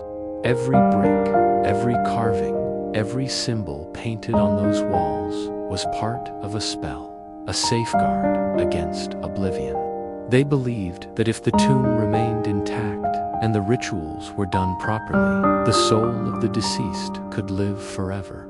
The construction of a tomb began long before a person's death. For pharaohs, it started almost as soon as they ascended the throne. Skilled architects and priests designed intricate blueprints that blended geometry with theology, ensuring that every chamber, every passage, aligned with celestial bodies and divine meanings. Workers dug deep into the limestone cliffs or built vast structures that reached for the heavens. They carved walls with scenes from the deceased's life, not just for memory, but as spiritual nourishment for the soul in the afterlife. Farmers harvesting grain, fishermen casting nets, dancers performing rituals, these were painted not as mere decoration, but as eternal life preserved in art. For the wealthy, tombs were filled with treasures meant to accompany them beyond death. Gold amulets shaped like scarabs, jewelry and fine linen promised comfort. Food offerings, bread, dates, honey, and wine were placed beside the body, along with tools, weapons, and figurines known as ushabtis. These small statues were believed to come alive in the afterlife, serving their masters in the fields of eternity. Even pets were sometimes mummified to accompany their owners, for the Egyptians believed that companionship transcended death itself. But the tomb was not only a vessel of faith, it was also a fortress of fear. Egyptians knew that where treasure lay, greed would follow. To protect their sacred resting places from robbers, they filled the walls and doorways with warnings, curses, written in blood-red hieroglyphs. Some were poetic, others terrifyingly direct. Death will come on swift wings to he who disturbs this tomb. These words were more than superstition. To the Egyptians, curses were living entities, powered by the god's wrath and the magic of Heka. Breaking into a tomb wasn't just theft, it was an act of cosmic rebellion, a disruption of Mat, the universal order. Priests who performed the burial rituals held immense responsibility. They recited spells from the Book of the Dead, lit incense to purify the chamber, and placed sacred charms within the wrappings of the mummy. One of the most important symbols was the Eye of Horus, representing protection and health. Another was the Jed Pillar, a sign of stability and resurrection. The final act, sealing the tomb, was accompanied by solemn prayers. Once the doors were closed, it was believed that the soul had begun its voyage through the underworld, never to return to the realm of the living. Yet, not all souls rested peacefully. In Egyptian belief, those who were denied proper burial or whose tombs were desecrated could become restless spirits, muti, the wandering dead. These spirits were said to bring illness, nightmares, and misfortune. To protect themselves, the living made offerings, even to the forgotten, leaving food and water in the sand or whispering prayers for the nameless. Death, to them, was not distant. It lingered ever present in the air, the river, and the stars above. The Valley of the Kings, where pharaohs and nobles were buried, stands as the grandest testament to this faith. Hidden among the cliffs of Thebes, these tombs were carved deep into the earth, invisible from afar, yet filled with unimaginable beauty within. Long corridors led to chambers painted with scenes of gods, serpents, and stars, a map of the afterlife. The ceilings shimmered with constellations, and walls told stories of the sun god Ra's nightly journey through darkness. Each tomb was a universe in itself, designed to help the soul navigate eternity. When the final rites were done and the entrances sealed, the desert reclaimed its silence, and time began its slow march over the stones.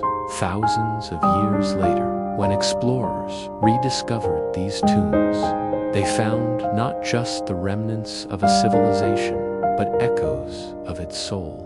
The discovery of Tutankhamun's tomb in 1922 reignited the world's fascination with Egypt and revived the ancient fears of curses. When several people connected to the discovery died mysteriously soon after, rumors spread that the pharaoh's curse had been unleashed. Though modern science explained most of the deaths as coincidence or infection, the legend of the curse endured. It spoke to a deeper truth, that even after millennia, the Egyptians' faith in the power of their words, their magic, and their gods still commanded awe. Their tombs were not just monuments to the dead, they were declarations of defiance against time itself. Every carving whispered, "Remember us." Every statue, every painted eye seemed to look back across centuries, daring the living to forget. And perhaps that is why Egypt endures, because in their obsession with eternity, they succeeded. The sand may have buried their cities, but their faith remains uncovered, alive in the minds of all who gaze upon their legacy. To walk through an Egyptian tomb is to walk through the dreams of a civilization that refused to die. The air feels heavy, as if the gods themselves still linger there, watching in silence. You can almost hear the chants, the rustle of linen, the faint echo of a prayer spoken for the 1,000th time. May your soul live forever in the field of reeds. And in that quiet, beneath the painted stars, you realize that perhaps they truly do. As the centuries passed and the golden sands of Egypt swallowed entire dynasties, the memory of the pharaohs never truly died. Their tombs became whispers in the desert wind, their gods faded into legend, but their influence lingered like a shadow stretching across time. Even now, thousands of years later, humanity remains obsessed with the same mysteries that fascinated the ancient Egyptians' life, death, and what might come after. Their beliefs, rituals, and architecture were not simply relics of a long-gone civilization. They were blueprints for how we still think about mortality, legacy, and the sacred art of remembering. The Egyptians believed death was not an end, but a transformation. This single idea changed the way humans viewed existence. Before them, death was final, a void, a silence without return. But the Egyptians turned it into a journey, a continuation of the soul's story. Their concept of the Kaaba and Ak, the three parts of the soul, introduced the idea that life extended beyond the physical body. The Kua was one's life force, the Ba, the personality that traveled freely, and the Ak, the transfigured, eternal spirit that joined the gods. This belief in the multi-layered soul inspired countless later traditions, from Greek ideas of the afterlife to Roman funeral rites, to modern spiritualism that still clings to the notion of an immortal essence. The Egyptians also taught humanity the importance of remembrance. They believed that to be forgotten was the true death, one worse than physical decay. The name carved into stone, the statue standing tall, the painted eyes gazing eternally, all were acts of defiance against time. Today, our gravestones, memorials, and even digital footprints are echoes of that same desire to leave behind proof that we lived, that we mattered, that someone, somewhere, will remember our name. Modern architecture, too, bears their touch. Every towering monument and marble mausoleum owes something to the grandeur of Egyptian design. From the obelisks that stand in Paris, London, and Washington, D.C., to the pyramid-inspired memorials scattered across the world, the Egyptian vision of eternity in stone endures. Even in pop culture, their influence is everywhere, in films, novels, and the silent awe that grips tourists when they first lay eyes on the pyramids of Giza. But beyond the grandeur and gold, what truly captivates the modern mind is the intimacy of their rituals, the care with which they wrapped the dead, the prayers they whispered, the belief that love and duty extended beyond death. These things feel profoundly human. When archaeologists unwrapped a mummy, they did not just find bandages and bone. They found a story, a lock of hair tied with care, a carved amulet placed over the heart, traces of perfume still clinging to the linen. These were not kings and queens in those moments. They were people, loved and remembered, just like us, in a world that moves too fast, where death is often hidden away. The Egyptians remind us to slow down, to see mortality not as terror, but as transition. Their quiet confidence in the afterlife offers comfort even now. When you stand before the Great Pyramid, you can almost feel that message humming beneath the stone. You are not gone. You are becoming. It's a philosophy that gently touches the modern imagination, blending spirituality with science, faith with curiosity, their obsession with balance. The eternal harmony between chaos and order also resonates today. In every culture that seeks justice, peace, or spiritual equilibrium, echoes of Mat remain. Her feather, which weighed the hearts of the dead, still symbolizes truth and morality. When you say someone has a heavy heart, you're unknowingly repeating an Egyptian metaphor that is over 4,000 years old. Even our fascination with curses, mummies, and ancient mysteries comes from that same desire to connect with something beyond reason. When Howard Carter broke the seal of Tutankhamun's tomb, the modern world rediscovered not just artifacts, but awe. The story of the curse of the pharaohs spread across newspapers, not because people truly believed in magic, but because they wanted to. Deep down, we still crave mystery. The Egyptians knew that curiosity was the bridge between the mortal and the divine. By hiding their secrets in stone and silence, they ensured that every generation after them would keep searching. And in a way, that search never ends.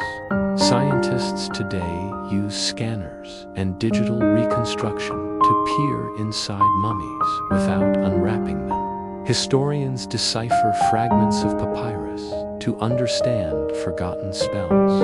Artists paint, filmmakers dream, and writers imagine, all inspired by those who lived and died along the Nile. Even our sleep stories, like this one, find peace in their memory. The Egyptians, masters of eternity, have succeeded. They made death beautiful, not frightening, and in doing so, they taught humanity how to live. As night falls over the desert, the dunes whisper with ancient voices. The air cools, and the stars shimmer above the Nile, just as they did thousands of years ago. Somewhere in the heart of the sands, a tomb lies sealed, its walls painted with prayers, its treasures untouched. Inside, a soul rests quietly, dreaming of the afterlife, and outside, we still listen, still wonder, still remember. There is something profoundly still about a mummy. When you stand before one, whether in a museum or deep inside a forgotten tomb, time itself seems to pause. The silence feels sacred, almost as if the air remembers the last breath that once filled those preserved lungs. To the ancient Egyptians, the act of mummification was not macabre. It was the highest expression of devotion, a promise that the soul would never be left behind. It was not death they feared, but the decay that erased identity. The body was the vessel of eternity, and preserving it meant protecting the map to the afterlife. The process began not in haste or horror, but in reverence. The priests who performed the rites were trained in both science and spirituality. First, they laid the body on a stone table, gently washing it with sacred oils and Nile water. Then came the most delicate part, removing the internal organs. The brain, believed to serve little spiritual purpose, was drawn out through the nostrils with a hooked instrument, discarded without ceremony. The heart, however, was left untouched. The Egyptians believed it to be the seat of the soul, the core of memory, emotion, and morality. During the final judgment in the afterlife, it would be weighed against the feather of man, and only a heart as light as truth could pass into paradise. Lungs, intestines, and stomach were carefully removed and preserved in separate jars, each guarded by one of the 4 sons of Horus, Imsidi, Hapi, Duamutef, and Kabesanu. Their sculpted faces looked outward from the jars, as if keeping eternal watch. The priests then filled the body cavity with linen, resin, and spices, myrrh, cinnamon, frankincense, creating a perfume that masked decay and symbolized purification. The skin was rubbed with oils and resins, glistening under the lamplight, transforming the flesh into something both human and divine. Over 40 days, the body was dried in a bed of natron salt, the same mineral drawn from Egypt's deserts and sacred lakes. As the days passed, the flesh hardened, the features shrank, and what remained was no longer simply a corpse. It was a vessel of immortality. When the drying was complete, the wrapping began. Layer upon layer of linen was wound around the body, sometimes hundreds of meters in total. Each layer carried its own ritual, each bandage anointed and blessed. Amulets were placed between the folds, the scarab over the heart for rebirth, the ankh for eternal life, the eye of Horus for protection. As the final wrappings covered the face, the priests chanted verses from the Book of the Dead, calling upon Anubis, the jackal-headed god of mummification, to guide the soul safely through the underworld. When the mummy was finished, it looked serene, not horrifying, but at peace. The wrappings were like a cocoon, a symbol of transformation, as if the person inside was not dead but merely asleep, awaiting a more radiant dawn. What's remarkable is how precise and advanced their methods were. Modern scientists have marveled at the skill with which the Egyptians prevented decomposition. Some mummies, more than 3,000 years old, still have visible eyelashes, hair, and fingernails. Their skin retains a golden hue, and their faces, though shrunken, remain recognizable. These were not crude embalmers working in darkness. They were masters of chemistry and faith, blending knowledge and ritual into one seamless art to the Egyptians. The preservation of the body ensured the survival of the soul. The ka needed a home, a familiar shape to return to. Without the body, the soul would wander, lost and hungry in the afterlife. This belief led them to treat even ordinary people with care after death. While the pharaohs rested in golden sarcophagi, the common folk were buried with humbler rites.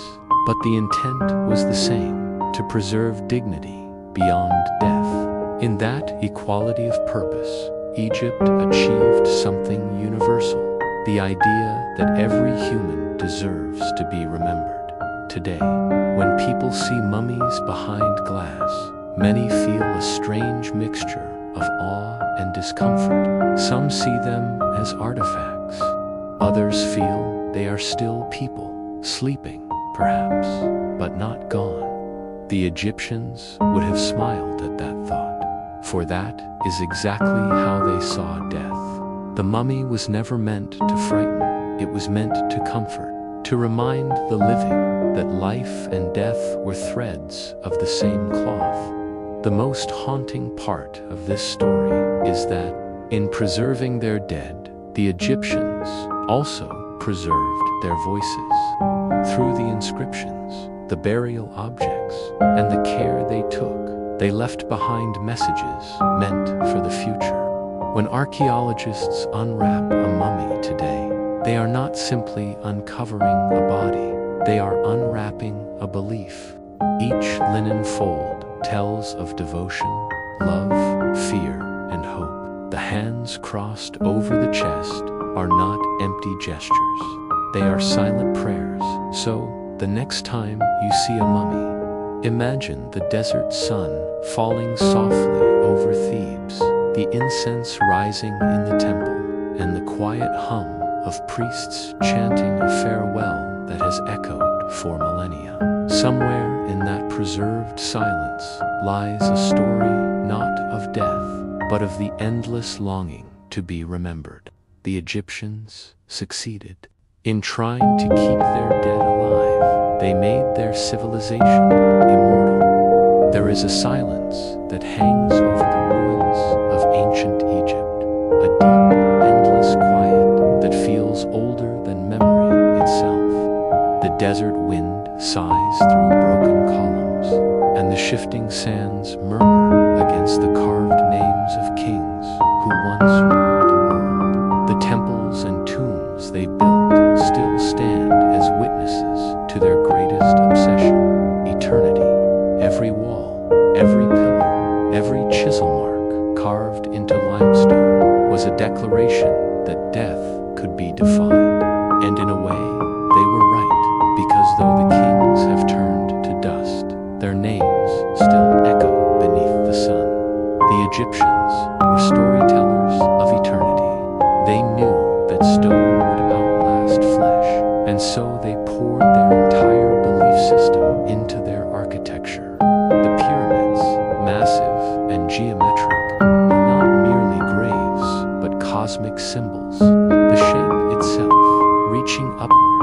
represented the sun's rays, a ladder to the heavens. Each block was placed with devotion, and every alignment to the stars was deliberate. The Great Pyramid of Giza, for instance, is aligned with such precision that modern engineers still marvel at its perfection. It was built not only to house a king's body, but to mirror the order of the universe itself, the concept of mat made visible in stone. When the sun set over the Nile, its rays would strike the limestone walls, igniting them in a golden glow. To the Egyptians, this was no accident. It was the daily renewal of life. The light touching the tomb symbolized rebirth, as if Ra, the sun god, was blessing the dead with warmth before continuing his eternal journey across the sky. The tombs were positioned with care, often facing the rising sun or hidden in cliffs to protect them from desecration. Each decision carried spiritual weight. Inside these tombs, artistry spoke the language of faith. Hieroglyphs filled the walls, not as mere decoration, but as sacred text, living magic.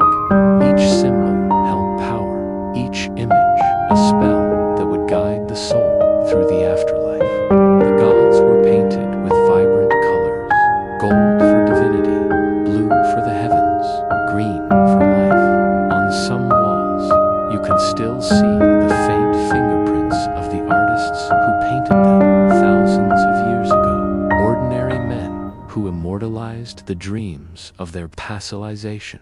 The paint, mixed from crushed minerals and natural dyes, has outlasted entire empires. Their words, their prayers, their hopes, all preserved, glowing faintly in the torchlight. The Egyptians also built monuments to honor their gods. But these temples served a dual purpose. They were homes for the divine and mirrors of human faith. Within their halls, priests performed rituals that ensured balance in the world. The scent of burning incense filled the air. Drums echoed in rhythm with the heart, and the chanting of prayers merged with the sound of the Nile outside. Even the smallest act, pouring water over an altar or lighting a lamp, was part of the grand design to keep the universe in harmony. And yet, behind this grandeur lay an idea so profoundly human: the fear of being forgotten. The pharaohs built colossal statues of themselves, believing that as long as their names were spoken, their souls would live on. The hieroglyph for to live and to be remembered were nearly the same, for to the Egyptians they meant one and the same thing. When time eroded those faces, when invaders defaced those names, it was not simply vandalism, it was spiritual death. The ancient curse, "May your name be erased from memory," was the worst fate imaginable. Ironically, it is that same yearning for remembrance that ensures the Egyptians can never be forgotten. Every traveler who gazes at the pyramids, every student who studies hieroglyphs, every storyteller who whispers of Ra, Osiris, and Anubis, all keep them alive. The people who once feared oblivion achieved the very immortality they sought. Their civilization may have fallen, their gods may have faded, but their presence endures in every corner of human imagination, even today. The modern world borrows their symbols of eternity. The pyramid is used in architecture, literature, and even corporate logos, a silent homage to their idea of permanence. The Eye of Horus remains a symbol of protection and insight, worn as jewelry or tattooed on skin, its meaning carried unknowingly by millions. The scarab, once buried with the dead for rebirth, now adorns the living as a sign of transformation.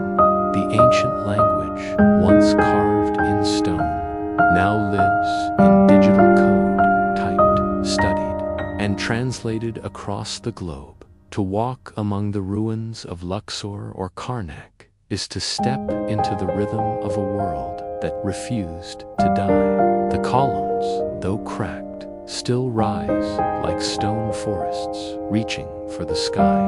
The hieroglyphs whisper of gods who judged and blessed, of mortals who hoped and dreamed. The wind that passes through these sacred halls feels alive, carrying with it the breath of a civilization that made peace with death by mastering eternity.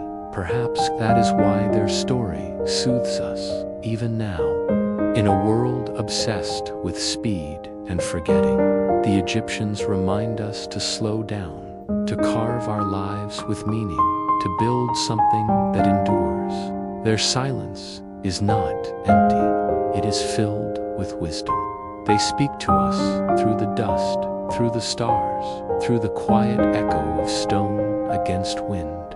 They tell us that nothing truly ends, that memory is immortality, that as long as someone whispers your name, you still exist.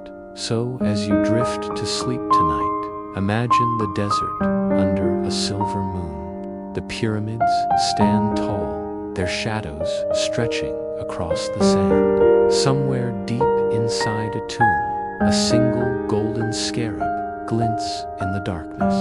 And in that silence, the ancient world breathes once more, eternal, patient, and beautifully alive.